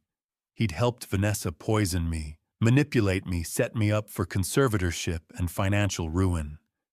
But he hadn't known about the room. He hadn't known Natalie was locked in a soundproofed cell beneath Vanessa's office, starving and terrified, for 6 months. Vanessa opened her mouth to respond. And that's when I stood up. The movement was smooth, deliberate. No trembling. No confusion. I straightened my shoulders, pulled the recording pen from my shirt pocket, and set it on the conference table with a soft click. But I'm not a fool! I said, my voice clear and steady. And I heard every word. The room froze. Vanessa's face went white. Her mouth opened, but no sound came out. Stephen turned toward me, his eyes wide with shock. Jonathan. Every confession. I continued, looking directly at Vanessa. Every plan. Every lie. All of it recorded. The door to the conference room burst open. Special Agent Michelle Barnes stepped inside, flanked by 6 federal agents in dark suits and bulletproof vests. Their expressions were hard, professional, focused. Vanessa Sterling. Agent Barnes said, her voice calm and authoritative. Also known as Victoria Brooks and Vivian Sterling. You are under arrest for kidnapping conspiracy to commit fraud, attempted conservatorship, fraud, forgery, and conspiracy in connection with the suspicious passings of James Brooks and Patrick Morrison. Two agents moved toward Vanessa. She took a step back, her face twisting with rage. "You have no proof I did anything illegal," she spat. Agent Barnes pulled a tablet from her jacket and turned it toward Vanessa. On the screen was a grainy black-and-white image, a small concrete room with a single bed, a mini refrigerator, and a young woman curled up on the mattress. Natalie. "We have 6 months of surveillance footage from the hidden room in your office," Agent Barnes said. "We have the recorded confessions from the last 10 minutes, including your admission of involvement in previous cases. And we have testimony from your victim." Vanessa's eyes flicked to the tablet, then back to Agent Barnes. For the first time, I saw fear in her face. One of the agents stepped forward with handcuffs. "Turn around, please." Vanessa didn't move. "I want a lawyer." "You'll get one." Agent Barnes nodded, and the agents took Vanessa by the arms. She jerked away, but they held her firmly, turning her around and cuffing her wrists behind her back. Dr. Mitchell, or whoever he really was, tried to move toward the door. Another agent stepped in front of him, blocking his path. "Dr. Howard Mitchell," Agent Barnes said, turning toward him. "Or should I call you Alan Brennan? Impersonating a medical professional is a federal offense. You're also under arrest for conspiracy to commit fraud and aiding in the unlawful detention of Natalie Pierce." Alan's face crumpled. He didn't resist as the agents cuffed him. Stephen stood frozen in the middle of the room, staring at me. His face was ashen, his hands shaking. "Stephen Barrett," Agent Barnes said. "You're under arrest for conspiracy to commit fraud and financial crimes related to this case." "Wait." Stephen's voice cracked. "I didn't know about the room. I didn't know she was hurting Natalie. I thought—" "You thought you could destroy a man's life and walk away clean," I said quietly. "You were wrong." An agent moved toward him with cuffs. Stephen didn't fight. He just stared at me, his face hollow. 15 years, he whispered. "You took everything from me." "No," I said. "You gave it away." The agents led them toward the door. Vanessa still struggling. Alan silent and defeated, Stephen broken. Agent Barnes looked at me. "Mr. Pierce, are you all right?" I nodded. I wasn't sure if it was true, but I nodded anyway. "There's one more thing," she said gently. She stepped aside, and the door opened again. Natalie walked into the conference room. Natalie stood in the doorway. She looked stronger than I'd seen her in months. Her face was still pale, still hollowed by the weight she'd lost during those 6 months in captivity. But there was something different in her eyes now. Resolve, clarity, strength. She'd been through hell, and she'd survived. Vanessa stared at her as if she were seeing a ghost. Her mouth opened slightly, but no sound came out. Natalie walked slowly into the conference room, her gaze fixed on Vanessa. The FBI agent stepped aside to let her pass. "You told me I'd be in that room for 7 years." Natalie said, her voice steady. "You said by then Dad would be gone, the legal paperwork would be settled, and no one would care about me anymore." Vanessa's jaw tightened, but she said nothing. "Every week you came down," Natalie continued. "You brought food just enough to keep me alive. And you talked." She took another step closer. "You told me about James Brooks, about how easy it was to make him trust you, how he'd signed over his accounts 3 weeks before he passed. You said he never saw it coming." Vanessa's face remained stone cold, but I saw a flicker of something in her eyes. Fear, maybe. Or rage. "And Patrick Morrison," Natalie said. "You told me he was harder. Took almost 2 years, but in the end, he believed every word you said. Right up until the moment he fell down those stairs." She stopped a few feet from Vanessa, her hands steady at her sides. "You said men are so easy to manipulate. They think with their hearts, never with their brains. You were proud of it." The room was utterly silent. Natalie turned to look at Stephen, who stood frozen near the conference table, his face ashen. "And you," she said quietly. "Uncle Stephen, you gave her everything. Dad's financial records, his weaknesses, his grief about losing Mom."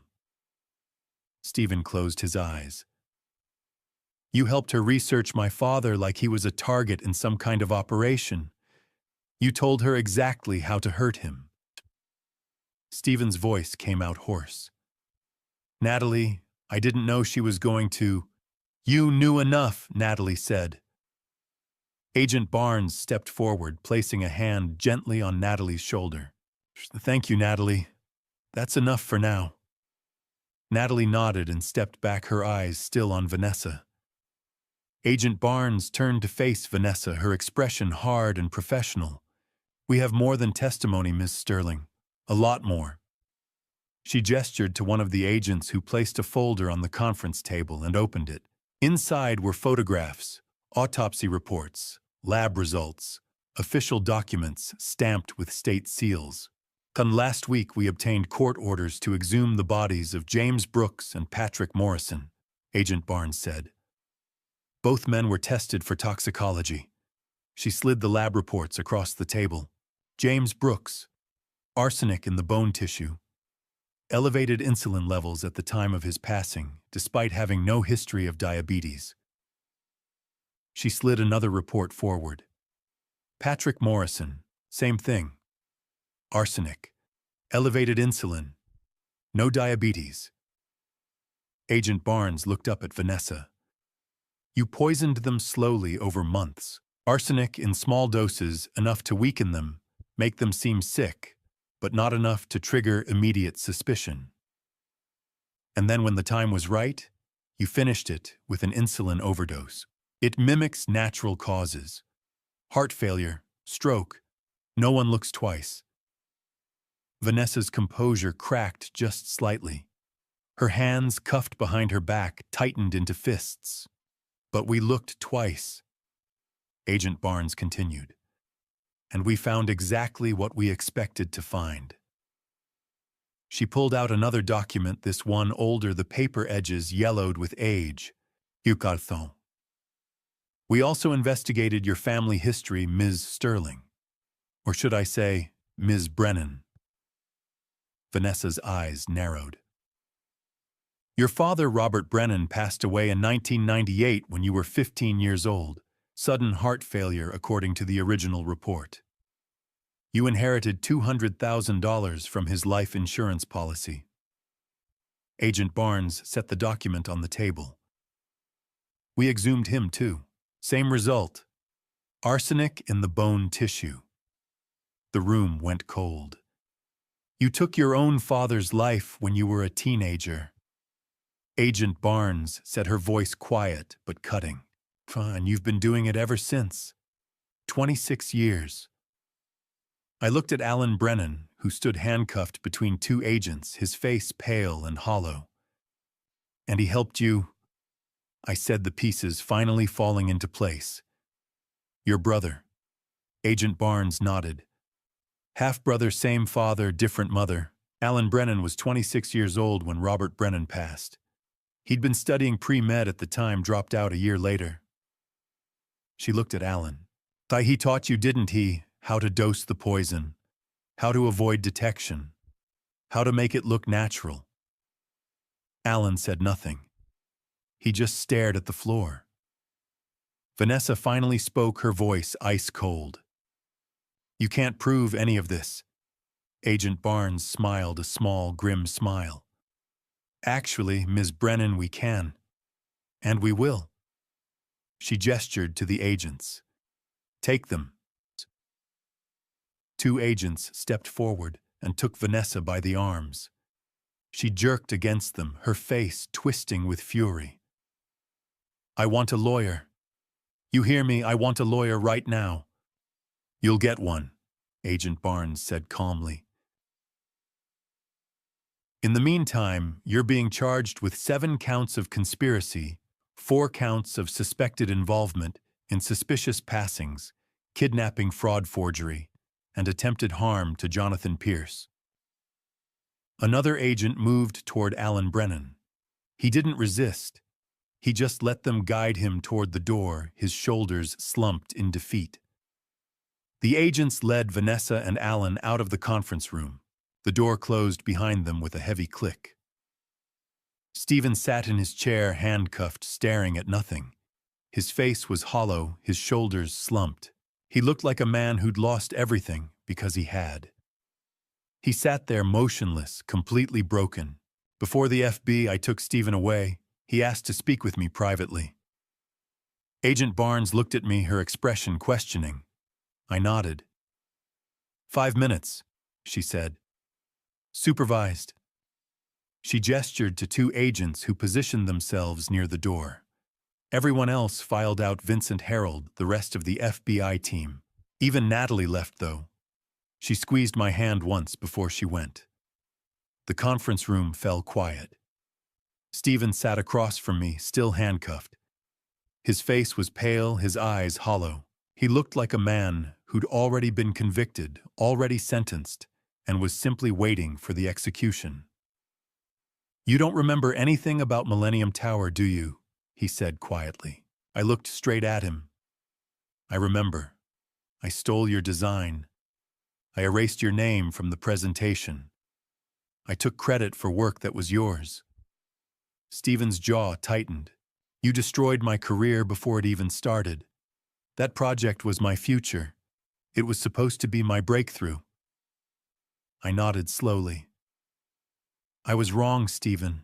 I was ambitious and selfish, and I took something that didn't belong to me. But that was 15 years ago. We could have worked it out. We could have talked. Stephen let out a bitter laugh. And worked it out. What about Jennifer? I froze. I loved her first, Jonathan. His voice cracked. I proposed to her in 2011. I told her I wanted to build a life with her. She said no. She said she cared about me, but not that way. He looked down at his cuffed hands. 6 months later, she started dating you. The room was silent except for the hum of the building's ventilation system. I lost my career to you, Stephen said. I lost the woman I loved to you. And I stayed. I kept working for you, kept smiling, kept pretending everything was fine. Because what else could I do? His voice dropped to almost a whisper. And then in 2019, Jennifer discovered I was embezzling from the company. My chest tightened. I had gambling debts, Stephen continued. Bad ones. I'd been taking money from the accounts for almost 2 years, just enough to stay ahead of the people I owed. I thought I could pay it back before anyone noticed. He looked up at me. But Jennifer noticed. She came to me in October of 2019 and told me she was going to report me to the board. She said she didn't want to, but she couldn't let me keep stealing from the company her father built. I was going to lose everything, again. My heart was pounding so hard, I could hear it in my ears. I contacted Vanessa, Stephen said. Online. I was desperate, looking for anyone who could help me disappear, start over something. She found me on some forum. She said she could make the problem go away. He swallowed hard. I thought she meant blackmail. Threats. Maybe she'd scare Jennifer into keeping quiet. I don't know. I wasn't thinking clearly. His voice broke. I didn't know she was going to take Jennifer's life. I stood up so fast my chair scraped across the floor with a harsh screech. What? Stephen looked up at me, his eyes red. Jennifer didn't pass naturally, Jonathan. Vanessa posed as a nutritionist. September 2019. She came to the house you were at work. She told Jennifer she was conducting a wellness study for women with heart conditions. She gave Jennifer supplements. Vitamins, she called them. My hands were shaking. It was digitalis, Stephen said. Extract from foxglove. In patients with pre-existing heart conditions, it mimics a heart attack perfectly. No one questions it. Jennifer passed on November 14, 2019. Cardiac arrest. The doctors said it was expected given her condition. No one suspected anything. I couldn't breathe. The room was spinning. I didn't know, Stephen said, his voice barely audible. I swear I didn't know until after. Vanessa told me at the funeral. She pulled me aside, smiled, and said, "Now you owe me." He closed his eyes. That's when she told me the plan for you. She said she'd been watching you for months. She knew about your grief, your loneliness, your guilt over Jennifer. She said you'd be easy. She told me I'd help her, or she'd tell the police I'd hired her to take Jennifer's life. She had records, emails, messages I'd sent when I was panicking. She could make it look like I'd orchestrated the whole thing. So I helped her. I sank back into my chair, my legs unable to hold me up. Vanessa had taken Jennifer's life. Not heart failure, not a tragic accident of genetics and bad luck. She'd been poisoned, slowly, deliberately, and Stephen had been the one who'd brought Vanessa into our lives. I'm not asking for forgiveness, Stephen said quietly. I know there's nothing I can say that will make this right. I just wanted you to know why.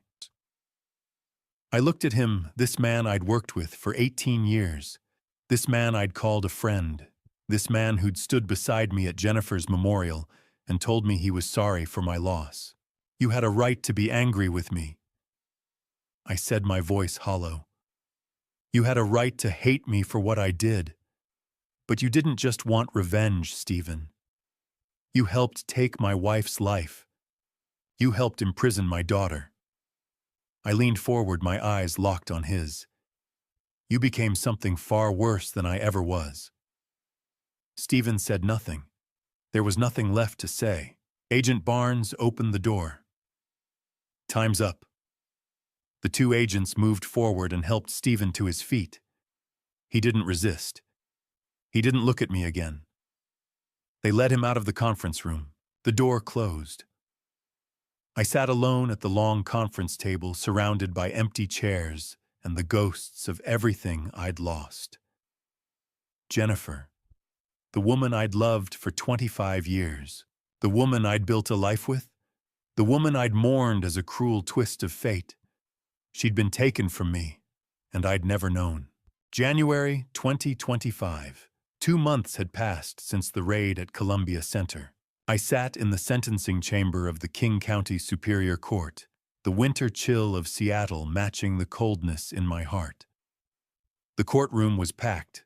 Reporters filled the back rows, their cameras pointed at the defense table where Vanessa sat in an orange jumpsuit, her hands cuffed in front of her. She looked smaller, somehow diminished, without the careful hair and designer clothes she'd always worn. But her eyes were still sharp, still calculating. She'd changed her plea to guilty 3 weeks ago.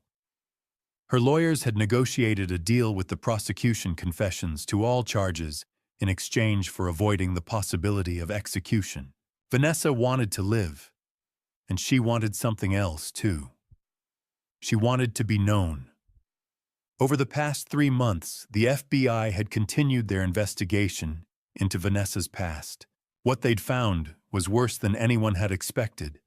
7 victims. Not 4. Not 5. 7.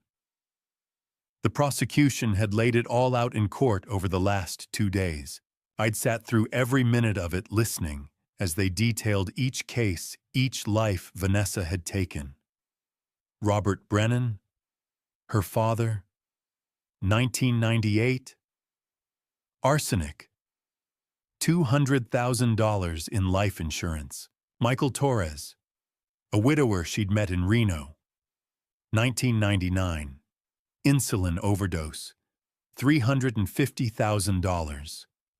David Castellano, a real estate investor in Phoenix, 2005, Digitalis, $800,000. Richard Holbrook, a retired surgeon in Scottsdale, 2011, arsenic and insulin, $1.2 million. James Brooks, Las Vegas, 2015, arsenic and insulin, $720,000. Patrick Morrison, Phoenix, 2019, arsenic and insulin, $1.1 million. Jennifer Pierce, Seattle, 2019, Digitalis, $52 million if the plan had succeeded. 7 men and women. 7 lives erased over 26 years. The media had been relentless. They called her the Black Widow of Seattle. Cable news ran specials. True crime podcasts dissected every detail. Vanessa's face was everywhere, and she loved it. I could see it in the way she sat in court, the way she listened to the testimony, the way she occasionally smiled when a particularly damning piece of evidence was presented. She wasn't ashamed, she was proud. This was her legacy, her story. The judge, a stern woman in her 60s named Margaret Thornton, sat behind the bench, her expression unreadable as she reviewed the sentencing documents. Vanessa Marie Brennan, Judge Thornton said, her voice echoing through the silent courtroom. You have pleaded guilty to 7 counts of first-degree involvement in suspicious passings, 4 counts of fraud, 2 counts of kidnapping, and multiple counts of conspiracy. The court has reviewed your plea agreement and accepts it. She looked up, her gaze fixed on Vanessa. You are hereby sentenced to 7 consecutive life terms without the possibility of parole. You will serve your sentence at the Washington Corrections Center for Women. Vanessa didn't react. She just sat there, her face blank. Judge Thornton turned to the next defendant.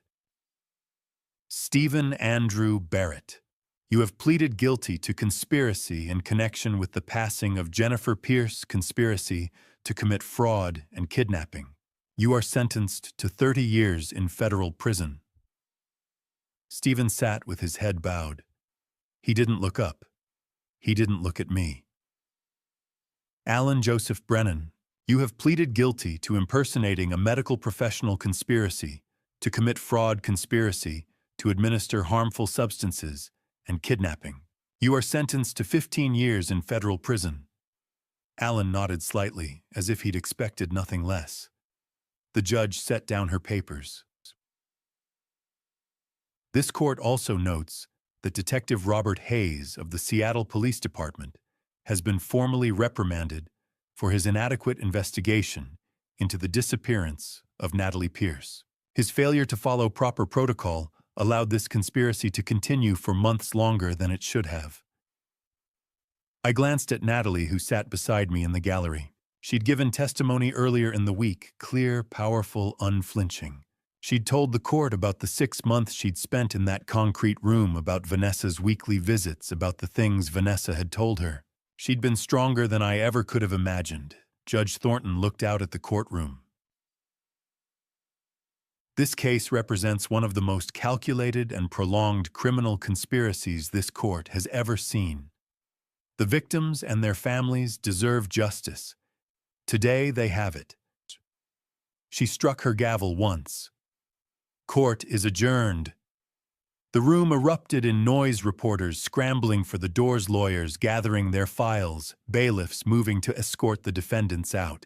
But I stayed in my seat, watching, as Vanessa was led toward the side door. Our eyes met across the courtroom. Her lips moved, forming words I couldn't hear over the noise. but I could read them. You really loved me, didn't you? I looked away. I wouldn't give her that. I wouldn't give her the satisfaction of knowing she'd broken something in me that could never be fixed. The bailiffs led her out. The door closed behind her. Outside the courthouse, the media was waiting. Cameras, microphones, reporters shouting questions as Natalie and I made our way down the steps. Mr. Pierce, how do you feel about the sentencing? Natalie, what do you want to say to other victims? Do you think justice was served? I stopped at the bottom of the steps and looked into the cameras. My daughter is safe, I said. Justice has been served. That's all that matters. Natalie squeezed my hand. We walked to the car together, ignoring the rest of the questions. But inside, I felt hollow. Jennifer had been taken from me. Poisoned. Her life stolen by a woman I'd invited into our home, a woman I'd married, a woman I'd trusted. And I'd never known. For 5 years, I'd mourned her as a loss I couldn't prevent. I'd grieved her as a tragedy of biology and bad luck. But it had been neither. It had been calculated, deliberate, cold. And no sentence, no amount of justice could bring her back. I drove home alone, the city passing by outside my window in a blur of gray and rain. Natalie had gone to stay with Harold and Linda for a few days. She needed space, time to process everything that had happened. I understood. I pulled into the driveway of the house in Broadmoor. The house Jennifer and I had bought together, the house where we'd raised Natalie, the house where Vanessa had lived and smiled and planned my destruction. I sat in the car for a long time, staring at the front door. Justice had been served, but it didn't feel like victory. It felt like loss, and no verdict could undo that. February 2025. I spent 8 weeks in detoxification working with specialists to clear the drugs from my system. The doctors had been cautiously optimistic. The donepezil, the lorazepam, the zolpidem. All of it had damaged my cognitive function, but not permanently. With time, rest, and proper treatment, I was expected to make a full recovery. My memory was already clearer. The fog that had clouded my thoughts for months was finally lifting. Natalie deferred her senior year at Stanford. She said she needed time to heal, and I didn't argue.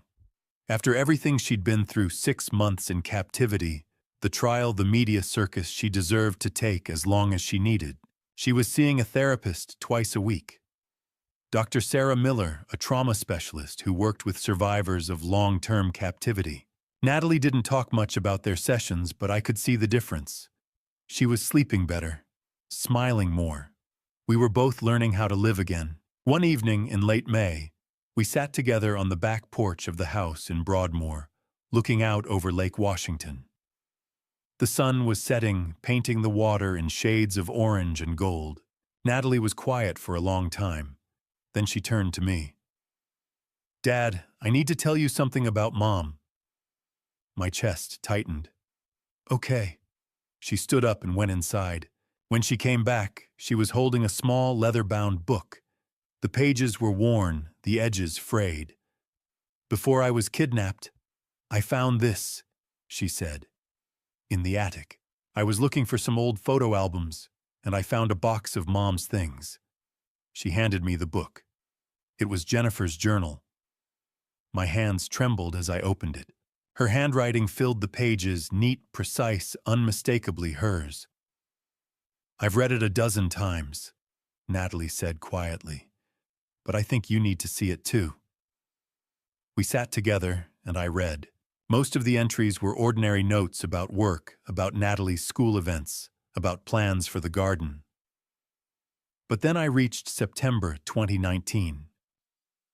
September 18th, 2019. A woman came to the house today. She said she was a nutritionist specializing in cardiac health.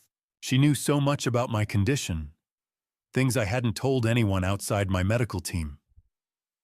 She offered to help me develop a meal plan, gave me some supplements to try. But something felt wrong. How did she know where I lived? How did she know about my heart condition in the first place? I took her card, but I don't think I'll call her back. My breath caught. I turned the page. October 22nd, 2019. I found discrepancies in the company finances today. Stephen's department. Transfers that don't match up accounts that shouldn't exist. I confronted him about it after the board meeting. He got defensive, said I was mistaken, that I didn't understand the full picture. But I'm not mistaken. I've been going over the numbers for weeks. I need to talk to Harold.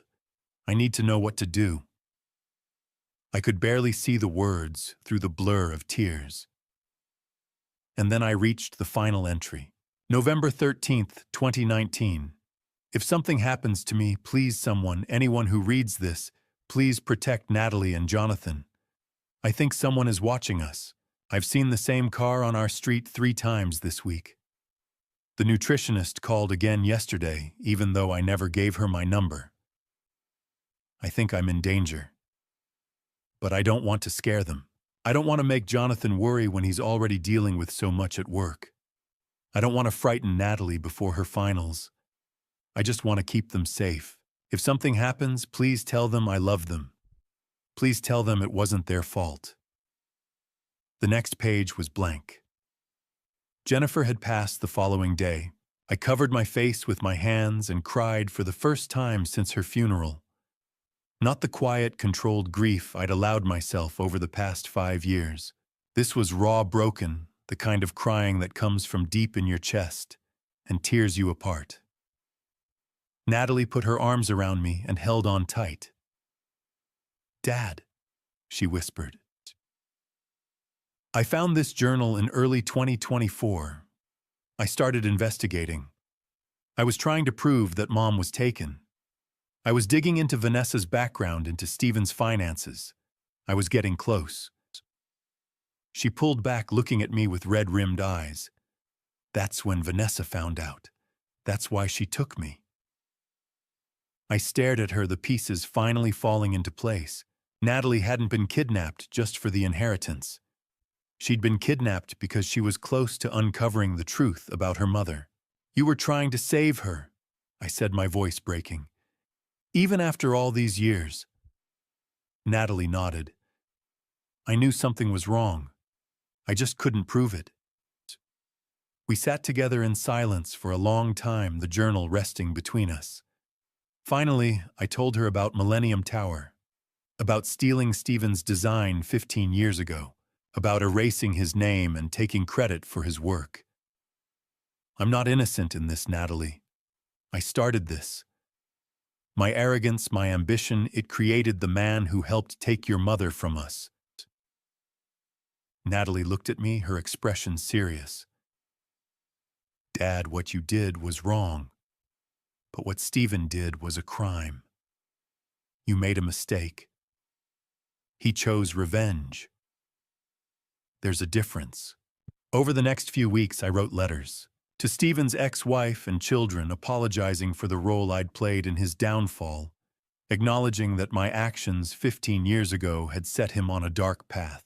To the families of Vanessa's other victims, Michael Torres, David Castellano, Richard Holbrook, James Brooks, Patrick Morrison.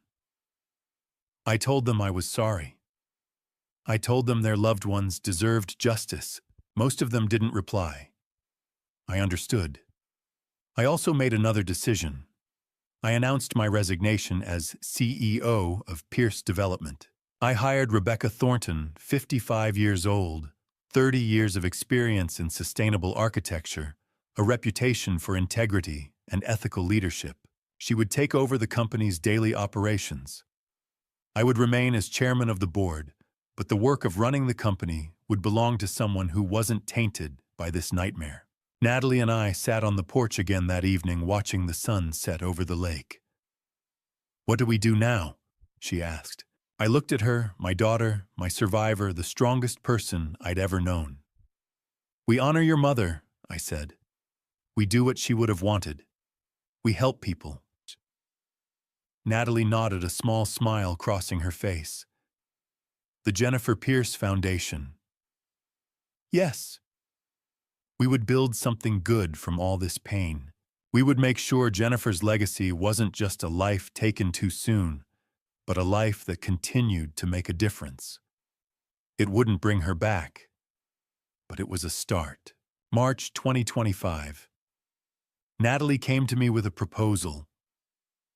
Dad, I want to turn Mom's legacy into something that helps people.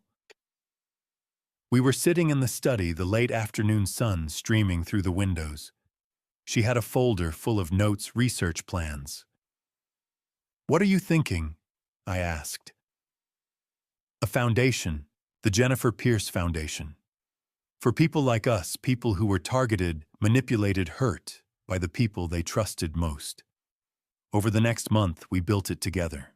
The Jennifer Pierce Foundation's mission was clear: to support victims of marriage fraud, hidden domestic violence, and financial abuse by partners.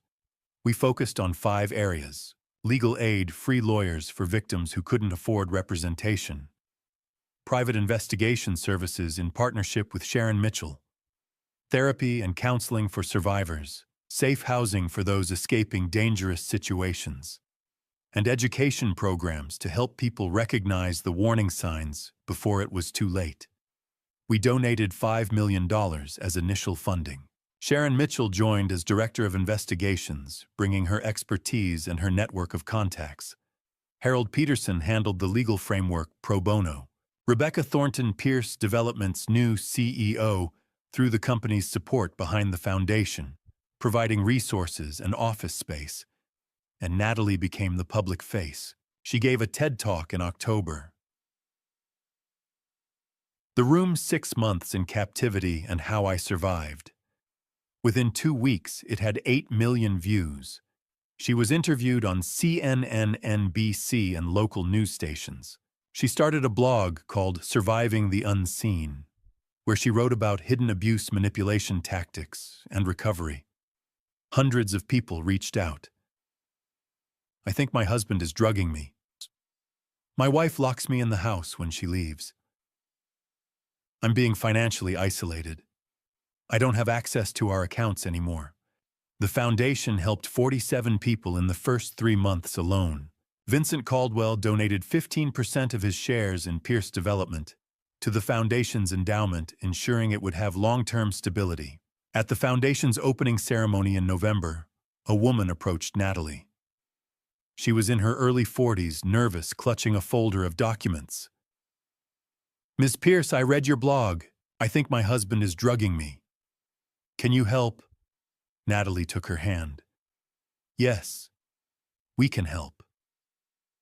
I stood in the back of the room watching my daughter turn pain into purpose. This was Jennifer's legacy. Not the money, not the company. This. 1 year after I'd pulled the pen from Vanessa's desk, I stood at Lakeview Cemetery in front of Jennifer's grave. White roses, her favorite, rested in my hands. I know now, Jen, I said quietly. I know what happened. I know you tried to warn me, tried to protect us. I'm sorry I didn't see it. I'm sorry I wasn't there. I placed the roses on the headstone. But Natalie's safe, and she's strong. God, she's so strong.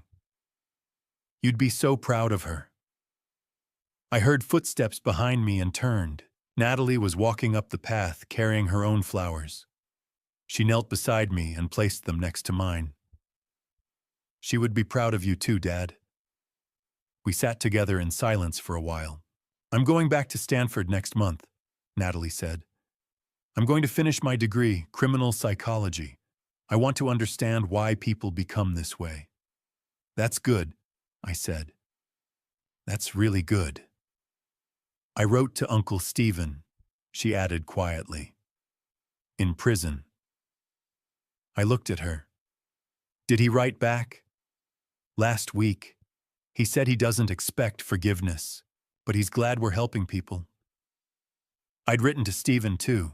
I'd told him I was establishing the Stephen Barrett Scholarship Fund for struggling architecture students who couldn't afford tuition. It wouldn't erase what I'd done to him 15 years ago, but it was a start. His reply had been brief. Jonathan, I don't forgive you. But I forgive myself for becoming something worse than you ever were. About the scholarship. Thank you. It's more than I deserve. Natalie and I walked back to the car together. Dad, she said as we reached the parking lot, do you think you'll ever trust someone again? I thought about that. I don't know, but I think your mom would want me to try. Carefully, Natalie added. Very carefully, I agreed. We drove home through the Seattle rain. Natalie turned on the radio and a song Jennifer used to love filled the car. I thought about everything I'd learned over the past year.